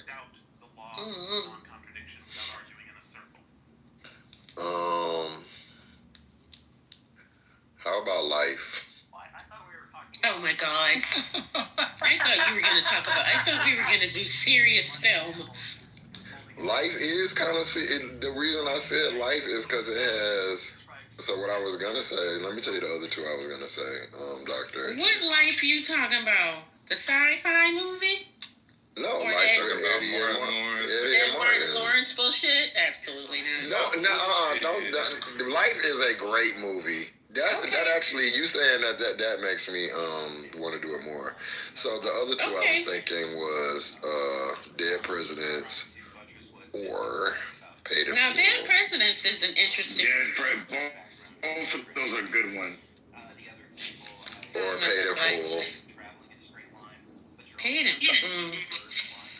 What about the original? What's wrong, Dr. A? Wait. The original strike. Wait, hold on. Dr. AG, have you seen Paid in Full? I'm curious. Of course. So what? Give me your feedback. Tell me something. I don't want to. I mean, it's okay. It's not. It just wasn't giving me, higher film aspirations. The acting was horrible. We could talk about it though. I would rather do the Takers. I got one. I would rather do the Takers. Yes. Patty. Yes. Okay. What about Higher Learning, Dr. AG? Yeah, Higher Learning's good. What was the one Patty said? Dear White People. The movie? That's a good one. I don't know about that one. I've never seen the movie. Y'all seen the TV show? It's a movie. It's a movie, yeah, I don't know. The Last Black Man in San Francisco. The Last Black Man in San Francisco. I do want to see that anyway. I hated that, and I hated. Was it boring? Is that why you hated it? Yeah, and it felt too forced. I was just like, I don't know. It wasn't boring or forced. Okay, how about if Beale Street could talk? Oh, well, I'll count me in the next one. Yeah, I mean, it's okay because it's a book. I thought the movie was interesting, but again, you can't go wrong with James Baldwin, but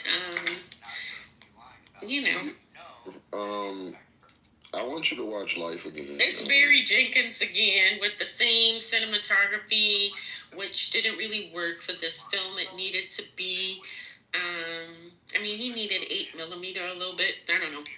But I want you to watch Life again, Dr. AG. We should do Life first. Why? Because it's a great movie, and if you don't think it's great, I really want to know why you don't think it's great. Okay. got a suggestion. If y'all choose it, I'll do it. But I mean, you know, I got a suggestion. Go ahead, babe. A thin line between love and hate. Absolutely not. Great movie. Absolutely not. It needs to be unpacked. It needs to be unpacked because for the longest time I thought she was the crazy one, right? Okay. But she wasn't. It doesn't, because you open the suitcase, there's only 2 items in there. That ain't gonna take long. He did her dirty with the lip on. It's a sock underwear. Did y'all see Judas and the Black Messiah? Yes. No. Yes. Yeah, that's a good movie. Oh, Judas and the Yes, I did. I was not that thrilled. Yeah, I didn't like it either. I just was expecting a little bit more. What did you want? One of us gotta write this down. I'm getting dressed. Okay, I got one. Okay, so I think the first 2 we should do is either, or the first one we should do is either Life or Crooklyn. I hate Crooklyn. That's horrible. You hate Crooklyn? That's a horrible. You hate Crooklyn. Oh my God. He got Puerto Rican in. It felt like they were trying to. Now that's some California shit. You don't understand.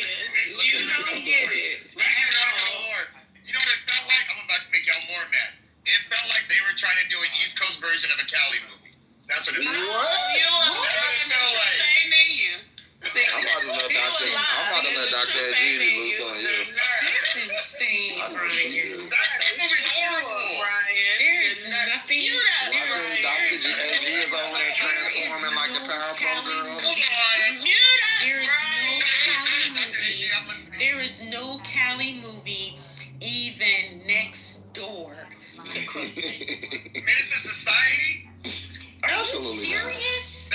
Menace to Society is a great movie. It's not next door to Crooklyn. But that shit ain't nothing like Crooklyn at all. It's cross country. It's cross country from Crooklyn. Can I submit one now that I made y'all mad at me? Okay. Because I just rewatched it recently, and there's a lot that I didn't see before. Is School Days. Oh, I would watch School I'm Days. always down for that. There's a lot in School Always Days. down for that, baby. There's a lot in School Days. This is what you go to? I like School. What you like? I'm interested. Dr. Edgy want to be a raisin in the sun. It's okay. I mean, I just want a suggestion from you because I want to know what you think is good to see if I already suggested. I said The Last Black Man in San Francisco. Oh, no. Hell no. I'm going to watch that. And just San Francisco, I don't like it, just for the record. For the record. I mean, it's a lot of good movies. I would go with Judas and the Black Messiah. I mean, if Field Talk isn't a bad movie to watch. Oh, y'all want Black conscious movies. Y'all ain't about that. They don't want to laugh. That's why I picked Life, because it has serious and not serious parts. I can't believe you don't like Life, Dr. Yeah, because I was going to have you watch. If we watch Life, we got to watch Harlem Nights. We got to. Because you got to. Y'all might go watch it too. No. That was it. We got shit to do with that. I wouldn't pick them. And I think Life is it's kind of a retelling of another movie, like the Sidney Poitier movie with him and the guy who is there escaped. God, what was the name of that movie with Sidney Poitier? Is him and a white man? It sounds like you're describing Stir Crazy. No, that's not Sidney Poitier, sir. No, I knew. That's why I was listening. That's Richard Pryor. Big difference. That's a good movie, though. I'm trying to remember the movie where they escape and he's like tied to the other man. What's the? You said it wasn't a white man? The Defiant Ones. The Defiant Ones is the name of it. I mean, who the fuck is Howard? And kick him out, because he being real disrespectful for no reason in the chat. Who is it? Somebody named Howard. Wait a minute. That's somebody trying to be under a different name, has to, because I ain't never heard of this dude. Oh, he's been removed. He's been removed. Dr. AG, what do you think the most influential black film is? I'm just trying to think of, out of the movies you're naming, what falls into your wheelhouse. I mean, it would depend on how you're defining influential. Culturally, probably. Yeah, that still would depend, because I mean, I would say,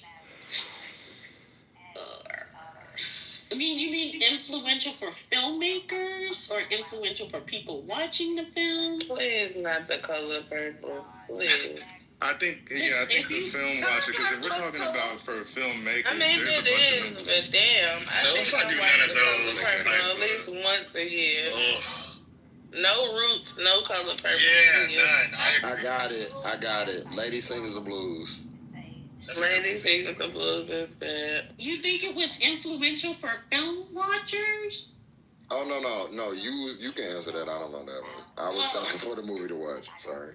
Oh. Yeah, I think that's really hard. I think that's really hard to say. But it would probably be. Ooh, I don't know. That's hard to judge. Because I think like in the 50s, it would be different than in the 70s. Right. You know? Mm-hmm. Because I would say like in the early 20th century, it would probably be one of Oscar Micheaux's films, like The Homesteader or something like that. Because people were watching those movies, even though he was like an independent filmmaker. And then, I don't know, what's the one, Island in the Sun? I think that might have been an influential movie because it introduced black romance, so to speak, to viewers. I don't know. That's a hard thing. What about Love Jones? Yeah, see, I think that's good, like a popular culture. Yeah, I don't know. Maybe for the 90s, because it had a kind of aesthetic, and I think Love Jones is one of those movies that made everybody think they knew poetry, and so we had that resurgence of oral poetry. What is it? Open mic night or whatever. Spoken word and like Def Poetry. Yeah, I don't know that was necessarily good for the culture, but. Dr. AG, have you ever heard Brother Messie's poetry? Have I ever heard what? Brother Messie's poetry. No, I never have. Please ask him to give you a sample. It is a blessing. Really? I never heard it. I can just imagine. It's hilarious. I can just imagine. I can do like a little sample. Oh, so it's not serious. You tell me. He be like, niggas be chatting. The last poets. Now he biting off the last poets. Niggas is scared of revolution. You gotta get him to do it. It's so funny, Dr. AG. It's even funnier when he does be chatting shit and don't know shit. Oh yeah, that's classic. It'd be even funnier when he do the hymns with somebody in the middle of an argument. He start humming and shit. That should be funny as hell. Yeah, Brother Messie is good for an old Negro spiritual. Ain't he? He will hum you to death. You feel like you in the field, picking cotton, fucking with. You never seen like when they said how like killings happen in slave movies, and they had that man who was like, You never seen that's what he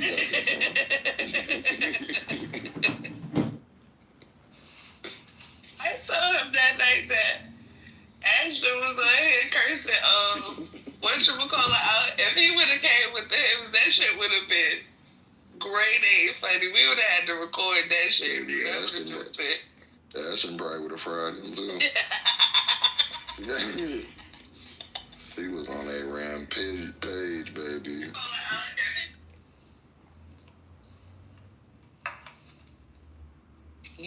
but y'all gotta stop letting them racist people come in here.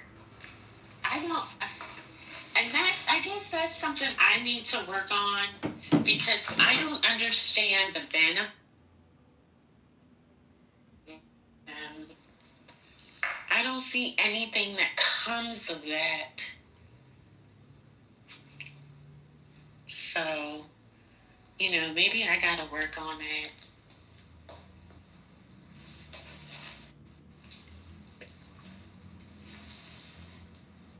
Because that is a vexation upon my spirit.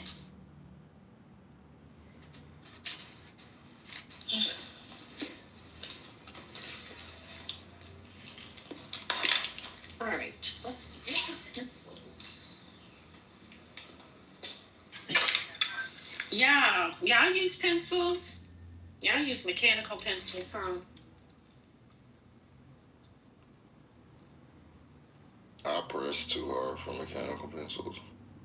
Yeah, I like 2.5 pencils. The fat ones?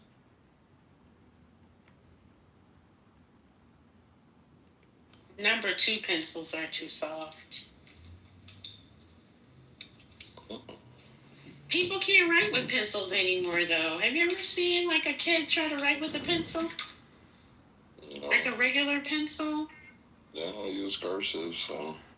Yeah, their penmanship is deplorable.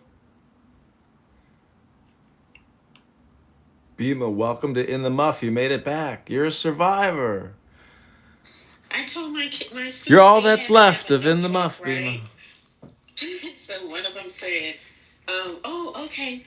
Well, I just wanted to make sure because on my, I have iMac and I see you use Apple products. And so it's Notepad. Is that sufficient for a notebook? Oh, that's hysterical, Dr. A.G. Oh, that is so funny. It is JohnForCongress.com. This is Black America for candidate Congressman. John Kitover. I'm like, and it's your phone that you're using, not a notebook. Oh my God. Where would I get that from? From where you buy books? They sell Let me notebooks. introduce you to paper. Let me introduce you to the world. Yeah. You know, when I go out in my neighborhood, I don't even want to let them know I'm a retired educator because I don't want to admit that I have anything to do with people that have to work in the workforce today. Oh yeah, because sometimes. No, exactly. I just don't want to take blame or credit at this point.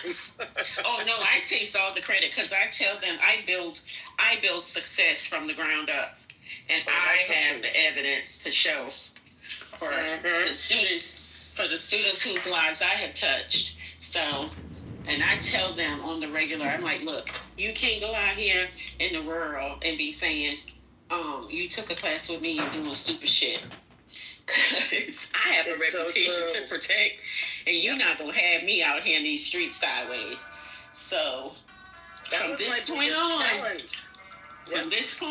here are the standards you have to abide by because you're not going to play on my name. That was me, especially, I'm with you, and I taught the four-year college in my area where I taught high school, and there was no way my name was going to go on someone's report card or a certificate or a credential that was going to have my name on it and say that they hit some standards that they didn't hit. Mm-hmm. And my students went on to play college, sports and then pro sports, and we got the pressure from the coaches. Go ahead and please just pass this kid. They've got a scholarship on the line. They've got a career on the line. And I was like, I was a technology teacher, and my whole thing was if I couldn't get these kids to send an email, then they didn't deserve to get a pro career because I couldn't manage it. Yeah, I don't deal with the athletes. It's that's a whole different level. Only very few of them come my way because they know what it's hitting for over here. and they don't want none of this black woman's business, so they stay over there. And I'm good with that. But every now and then, I do get, I'll get an odd one. Every now and then, and not odd because of that, but odd because I'll get the one who, they're really interested in the level of work I'm given. Right. Yep. But for the most part, and because how my schedule is, they often aren't available during the times because of how their schedules are and stuff. But for me, it's just basic thinking things and basic ways that you like. I don't appreciate people who can't answer questions. We're gonna learn basic communication. When you talk to someone, you address them by their name and you repeat a portion of their question so you make sure you understand it and then you answer. That's how we gonna operate. We gonna have some basic social learning in addition to facts, concepts, critical thinking, skills, that kind of thing. But no, we're in the business of making better humans, and so thank you. And that's what this has got to be. So. And a good mentor teaches that to a good, beginning educator, is that we're there to make a whole person. We're not there to teach a subject or a curriculum. We're there to make a whole person. Yeah. And you can't do that, but without building the blocks. And the blocks are social, emotional, and the rest. Yeah, so it's a way to do it, but at the same time, I'm not your mama. Like I tell them very often, only your parents are obligated to love you.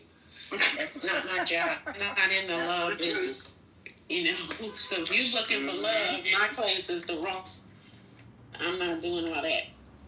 So, but that doesn't mean there's not nurturing. That doesn't mean there's not care. That doesn't mean any of that. But all that mammy shit, you got to go somewhere else for that. I don't get paid enough for that. And them people wasn't being paid, so. Well, we didn't go into education for the money. That's for sure. It's an interesting profession. It is. It's a calling. At least for me and the people that I know, it was a passion. Oh, Fish Belly, I'm just reading your comments. Okay, all right. Yes, the spook who sat by the door, amazing. Oh yes, sweet back, sweet ass. That's what is it? Sweet back, sweet ass revenge or something. That's that Marvin Van Peebles. Okay. Yeah, these are some good movies. Yeah, you need to put those on the movie going list. That's good. All right, let me go. I gotta. What's going on? Oh, Patty's back. Okay. What y'all talking about now? Oh, just I was just recounting some of Fish Belly's movies that they put in the chat. The good suggestions. For movies that changed the culture or whatever. And yeah. All right, I gotta sign off. Oh, I need to leave my phone in here so them losers can't come in here and tear shit up. We done had the cleaning crew.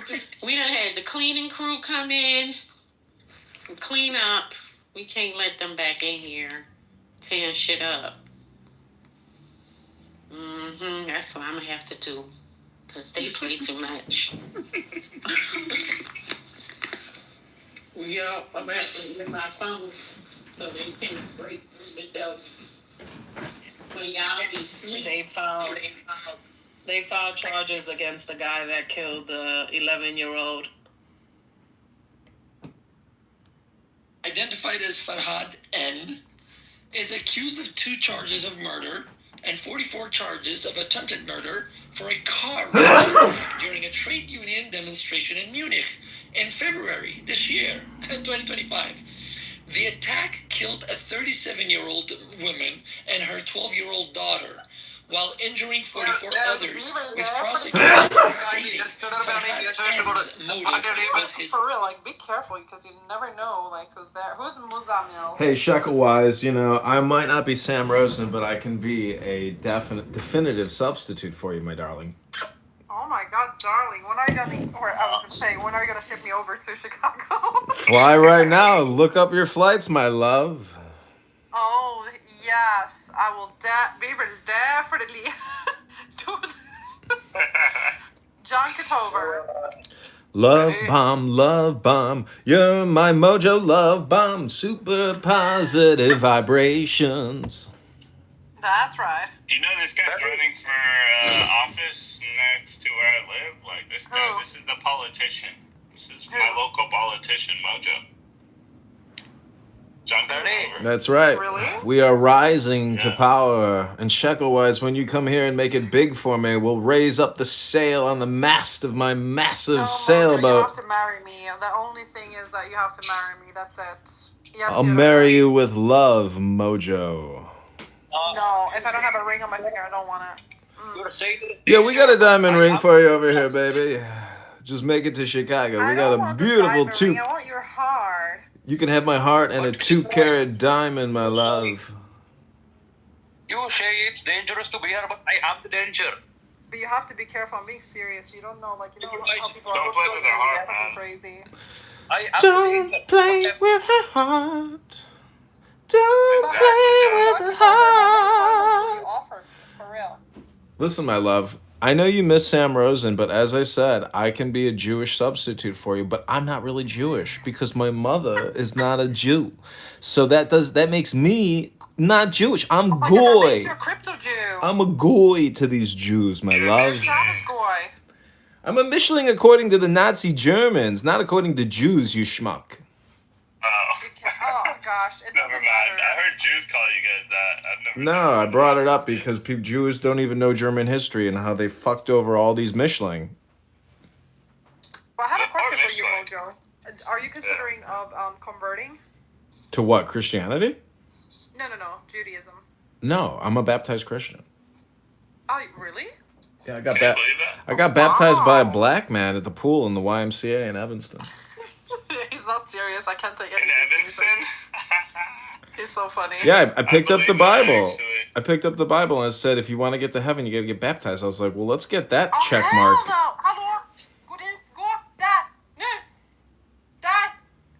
You know what? You know what, Shekel-wise? The marriage engagement is canceled. Just forget about it. Don't worry about it, sweetheart. Why? What'd you do? Is that the way you yell at your dog? You're gonna yell at the kids. I don't want somebody in the house yelling at the yelling. Forget about it. You're a yeller. I got enough recordings of you anyways. I need somebody new in my life. Oh my God, you don't want me anymore? Oh my goodness. No, I just came in here to find out if you really miss Sam Rosen or if you were just a scarlet lettered little rose, a clown house hussy. You'll always be my love. But the thing is, John Kitover, you know, I don't know how many camels you can offer me. Listen, I not only am I running for Congress, but I'm also a successful attorney. So I got to run to court. God bless everybody. I hope you have a great day. You are not an attorney. Don't lie to us, but have a good one, man. Have a good one. That's not true. I filed a lawsuit. I got to get to my computer to finish up the 18-page document. Go ahead now. I mean, I'm not a lawyer by trade. I'm a lawyer by choice. Love you, darling. Is this the lawsuit about the ballots? The signatures? No, this is a lawsuit against the IRS and the Treasury, Scott Bessent. Okay, good luck. Thank you. I'm suing for $210,000. Oh my goodness. We're hoping that we get 70,000. Then we can fly out my darling Shekel-wise. Yeah, Shekel-wise, I mean, if you want to move to Chicago and get out of Europe and marry a man and have children and be happy, I mean, I'm your guy. Sam Rosen was an atheist faggot. So, you only miss him because he's your simp. He's your Jewish simp. I mean, I'm not Jewish and I ain't your simp, baby. But if you want to come to Chicago and make it big, I'm your man. Okay, so let's do it then. You know, you have to offer me some camels. Well, I can sing you a song called Chicago by Frank Sinatra. How does that sound, darling? Oh my god, that sounds nice. Here we go. This is a nice song. Chicago, Chicago, that toddling town, Chicago, Chicago, I will show you around. I love it. Bet your bottom dollar you lose the blues in Chicago, Chicago, the town that Billy Sunday could not shut down. On Great Street, that great street. I just want to say, they do things that they never do on Broadway. Say, I saw a man and he danced with his wife. They have the time of their life in Chicago, Chicago, my hometown. Yeah. Performance of a lifetime. Thank you. I bet you don't miss Sam Rosen anymore, that little atheist fire. No, I really don't. You actually, you know what? I'm flying to you. She's frying. She's frying right Well, check up flights on Google Flights. Let me know how much it is. We'll bill it to the campaign, darling. That's like, how many kids do you want to have, Mojo? How many kids? Hello? Bunch of John Kitovers running around. Oh my god. Imagine. What did the world do to deserve that? Oh my god. Well, we have enough room for as many kids as you can pop out, baby. Oh my god. You see, Jack? Imagine if that would actually happen. Crazier things have happened. Anything can happen, you know. Anything is possible. You would have to. Wait, you're Christian, right? Well, my father is Muslim. My mom is Christian. I was baptized as a baby. I'm Christian. Do you disavow Muhammad as being a false prophet? I don't believe in Islam. I don't believe that Islam is the right religion. So you think but it's so how would you describe? I have respect for all religions. Well, your dad is a Muslim, so how would you describe Muhammad? My dad is just Muslim by the name, but he's not an actual Muslim. Like, he is not practicing or anything. He's very. I know, but if let's say Sharia law, became the law of the land, would you resist or would you submit? Of course. What the fuck? She would help bring it up. Absolutely not. She wants Sharia in her home, dude. What I'm trying to say is, my husband to do Sharia law. Everyone will have Sharia soon. Shekel-wise, what I'm trying to tell you is I'm in politics, and at the present moment, I've got a mosque backing me of about 3,000 Muslims in the area. So I need you. You don't have to do it. Yeah, you don't have to do it all the time, Shekel-wise, but for political purposes, I need you to put on a burqa and come with me to the local mosque. Stay in here. I'm gonna show you. Give me one. What did they ask from you? They didn't ask for anything, huh? They just said they'll support you, I'm sure. No, they just said say the Shahada and you're in. I was like, really? Okay, cool. Done. Sign here. I need your signature on this petition, sir. But isn't that something that can use against you? Like, oh, he's supported by the Muslims. No, but at my local park, there's all these Muslim women in burqas now. They bring their kids. I'm just like, damn, we got invaded.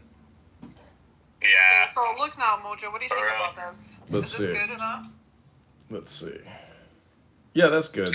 Perfect. Perfect. Then after that, I'll take you to the Ninja Academy. We'll tie that burqa back, put the form-fitted ninja suit on. I'll give you some throwing stars and a sword, and you can go on your top-secret ninja operation, baby. You can get through customs enforcement and make your way to Chicago dressed like a ninja. Go for it. I think Galileo should dress like that because the amount of evil eye that you're going to be protecting yourself from.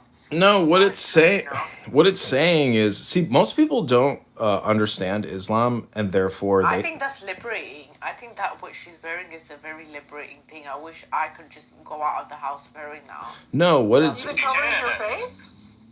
Yeah, that's my dream. I mean, I understand if it was, I understand that people should dress modest, like in every religion. In the UK, I wouldn't cover my face, or in the West, because your face is associated with your identity. But let's say if I was to go to Iraq, or like, the strict, like, conservative areas, or like even if I was to go to, like northern areas of Pakistan, or like my dad's, That's right. my like my family's village, right? I would like definitely like cover my face. Okay, Shekawaz, I hate to interrupt, but I text you my cell phone number. Text me in the back end. I don't know if you can text US telephone numbers. What is that? It's my cell phone number. You have to text me if you want to make it to Chicago, baby. Oh my gosh, sweetheart. See, Charlie, what do you think? He's a hot Jew, though. Should I go for him? It's up to you. It's allowed in your religion. No, it's not allowed in my culture or in my community or in my family. But you know what? You I'm should. a little bit rebellious. You have to look at me as an American, though, because I think America first. I'm above all of this religious and ethnic divide. I'm an American. We are so generic, but that's the beauty of an American. We don't care either way. We just want to make money and live in peace, live in security, and be happy and have children and just live a full life. And we don't need to get bogged down with all these labels because I am an American. I have a question though, right? Yeah. I feel like people could learn something from the Jews. Honestly, I'm not gonna say People could learn from Thomas Jewish, Jefferson. He waged the first American war against Islamists, running the coastline, running slaves. I mean, we took action in 1800 against the Muslim terrorists who had thousands of Americans enslaved. Like, we will fight. We had a problem with slavery with Thomas Jefferson. Yeah, he freed the Americans from the Muslim terrorists, the Barbary Coast pirates. Oh, the Barbary slave trade. That wasn't American. Why the Muslims always doing things? That was American. The American Navy did the first deployment there and liberated hundreds of Americans from servitude. Some Americans served. It was mostly Europeans. That was Americans. Mostly Europeans. Listen, those Americans served on a slave ship for 10 years. Could you imagine serving on a slave ship for 10 years and getting liberated by somebody from Boston? You're like, thanks, bro. Dude, you saved my life, man. Thank you. Mojo, you Jewish motherfucker, listen. Listen, right? Charlie, don't talk to me like that. I don't care where you're from and how cool your little PTR is. I'm not going to stand for it. And I miss Sam Rose. How cool your PTR is. This is the Salafi God. This is my God. Oh, not too much on that Salafi. No, okay, anyways, change your topic. Listen, I studied Salafism in Egypt for 4 years. I got a doctorate in it, okay, Charlie? Take your bullshit, little troll, and fuck off. Right off. Well, Mojo, you Jewish fucker, you need to fucking read more into it, innit? But anyways, listen. I'm joking. But don't you guys think, right? I genuinely think, when people talk about Islamic extremism and this, that, oh, he's gone. Anyways, when people think about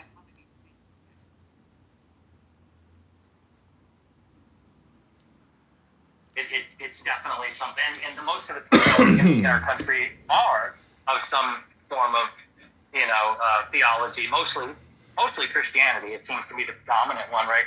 But then we see certain actions that are taking place, putting the 10 Commandments in certain schools, saying prayers in certain schools, right? It's a slow and steady game for it's not going to be something that's going to happen overnight, not like what occurred in The Handmaid's Tale, right? This is a slow, gradual process by which they're just kind of creeping in and then slipping under the radar, right? And so I think actively being aware of what's going on and where it seems like the boundaries are being pushed will inform me of better ways to push back, right? And that's how we're going to prevent that type of outcome from occurring. But if we just oh, it's never going to happen and just kind of ignore it and wave it away, well, that's kind of what they want, right? They want you to think that it's not a big deal. That's how they're going to slip under the radar and infiltrate and change our country into a theocracy. It's a slow and steady race for them. So, yeah.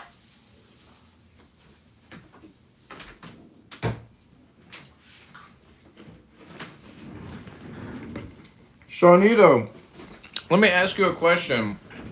And I'm being respectful and sincere.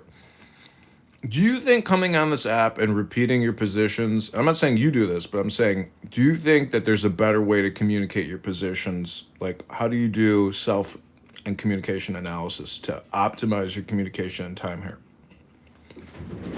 Right. Well, I listen to the responses of people, and if I think that the responses are germane, then I will incorporate that into the way that I speak, right? But a lot of the times, people's responses aren't germane, which to me indicates, a couple of reasons why that occur. Either I'm not communicating correctly what I want to correct. I'm not conveying it through words, through semantic language in a way that they understand, right? And so then I need to do my own research and figure out, okay, how do I better say the things that I want to say? And if you've been familiar with me at all since I've been on this app for the last 3 years, like the first year or so I was on this app, I was just a wallflower. I didn't say a word, right? I would just go into rooms and I would listen. I would listen to people talk. I've never went to college. I never got a degree or really any education on philosophy at all, but it was something that I was always interested in getting into. And so I've always been this like armchair philosopher, but at the same time, I also want to make sure that I'm not falling in the same traps as some other, armchair philosophers where they get stuck in this constant rhetoric grind where they don't ever change, right? Either, reforming what they're trying to convey or integrating, information that is pertinent to, them wanting to be a better philosopher, right? And that's kind of my endeavor. Is I'm constantly looking at ways of better trying to convey what I need to say, and looking for better information that I can incorporate into my philosophy that I currently have.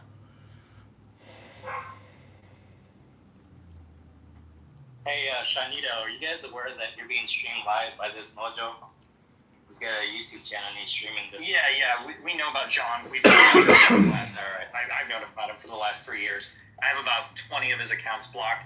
He's being cordial right now, which is why I'm allowing him to be on the stage. But the moment he shows his trolling, he's going to be gone. So yeah, how many I'm viewers? well aware of him. Paco, how many viewers? I don't know. I haven't even gone into his. I'm tired of blogging. I'll post the link in the chat. You guys know. Also, Necro is a campaign contributor. Thank you, Necro. Tomorrow, Thomas Massey and Ro Khanna, a Democrat, are submitting a co-petition to Speaker Johnson, and they have multiple Epstein victims on the steps of Congress. So you got your way, Necro. Congratulations. Glad to know. It's just sad that you couldn't have promised. But yeah, it is true. I did take $5 straight, and I kind of regret it. So.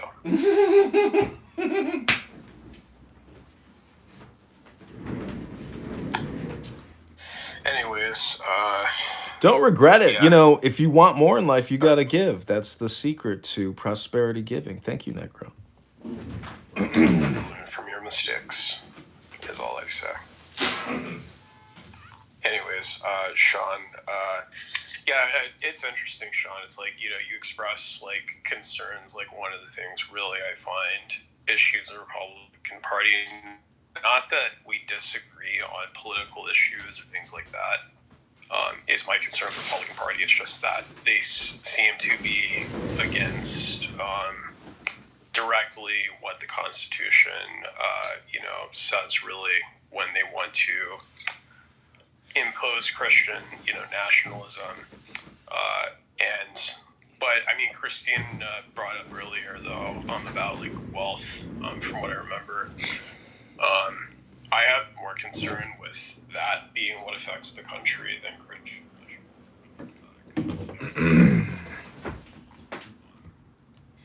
Other people, their circumstances are different, not like yours, and you cannot just criticize them because I'm not criticizing migration, bro. I'm criticizing illegal immigration. We're criticizing those people who push and say, no, there should be no difference between legal and illegal immigration. But there is a difference. There is. You need to pick on the government. Why they not? But when you're emotionally attached to an outcome, or you're speaking from a point of emotion, we get nowhere. No, see, but I'm trying to stay within your framework. You would agree that we agreed that emotions are internal. and we have agreed that, you know, we don't always express them very well, right? We've agreed those things. I didn't agree that most people don't express them very well. I didn't say most. I didn't say that. I didn't say people don't express them very well. Okay, well, all right, well. I just said that I don't. You'll never see me externally emoting. Okay, so, but we agree that it's internal, right? Well, it's internal for me, but it's both internal and external for most people. Okay, but we still agree that, you know, we can agree that it's still internal. That's kind of where I want to you know, start at. Of course, emotions. Okay, so if you're able to wrap your head around that concept. If I'm able to wrap my head around that concept, is that what you just said? Yeah, I did, because we know you're having an idea of how this faith of how emotion works, and you have this concept which I don't disagree with. Well, right? No, we haven't discussed my concept of how emotion works. It's not just Did you just say it was internal? That's one part of a big whole. Yeah, I didn't explain to you my concept of how emotions work, why they arise. For our conversation, where they're at is just. Yes, we've established that emotions are not from some external energy. Okay, so same way that your emotions are internal, faith is internal. For you, yes, but we've already discussed that. Do you remember? For me. So are you saying that there's individuals out there whose emotions are not internal? I don't know if you're actually listening to me. I said faith is not internal to me. I accept that faith is internal to you. I don't have that in me. So would you say that there's people out there that their emotions are not internal? Didn't we just? Why are you doing this? I said that I agree that emotions are internal with people. I didn't add a caveat except for some. What is your idea of correcting me that you're making up these things? I'm just trying to stay within your framework. But you keep saying things that I didn't say. I'm just trying to be consistent within your framework. Well, you're being consistent in a framework that has nothing to do with what I said. Okay. It's entailed by what you said. I'm sorry? It's entailed by what you said. If you say something's a square, and then somebody else says it's got 4 sides, and then you throw up your hands and say, well, I didn't say it has 4 sides, then everybody would be very confused because that's what it means to be a square. So when you say everybody has emotions are internal, yeah. And then Malak asks, okay, well, doesn't that mean that emotions are internal for everybody? And it's just confusing when you say, well, I didn't say that. No, then he said, well, would you say that emotions are external for some when I already said that emotions are internal for people, and I didn't add a caveat except for some. So I'm wondering where he got that from. Is that a belief of his? I don't know. It's confusing to me. You know, I don't want to confuse you further, so I'm going to drop it here. Oh, okay. All right. Nice talking to you.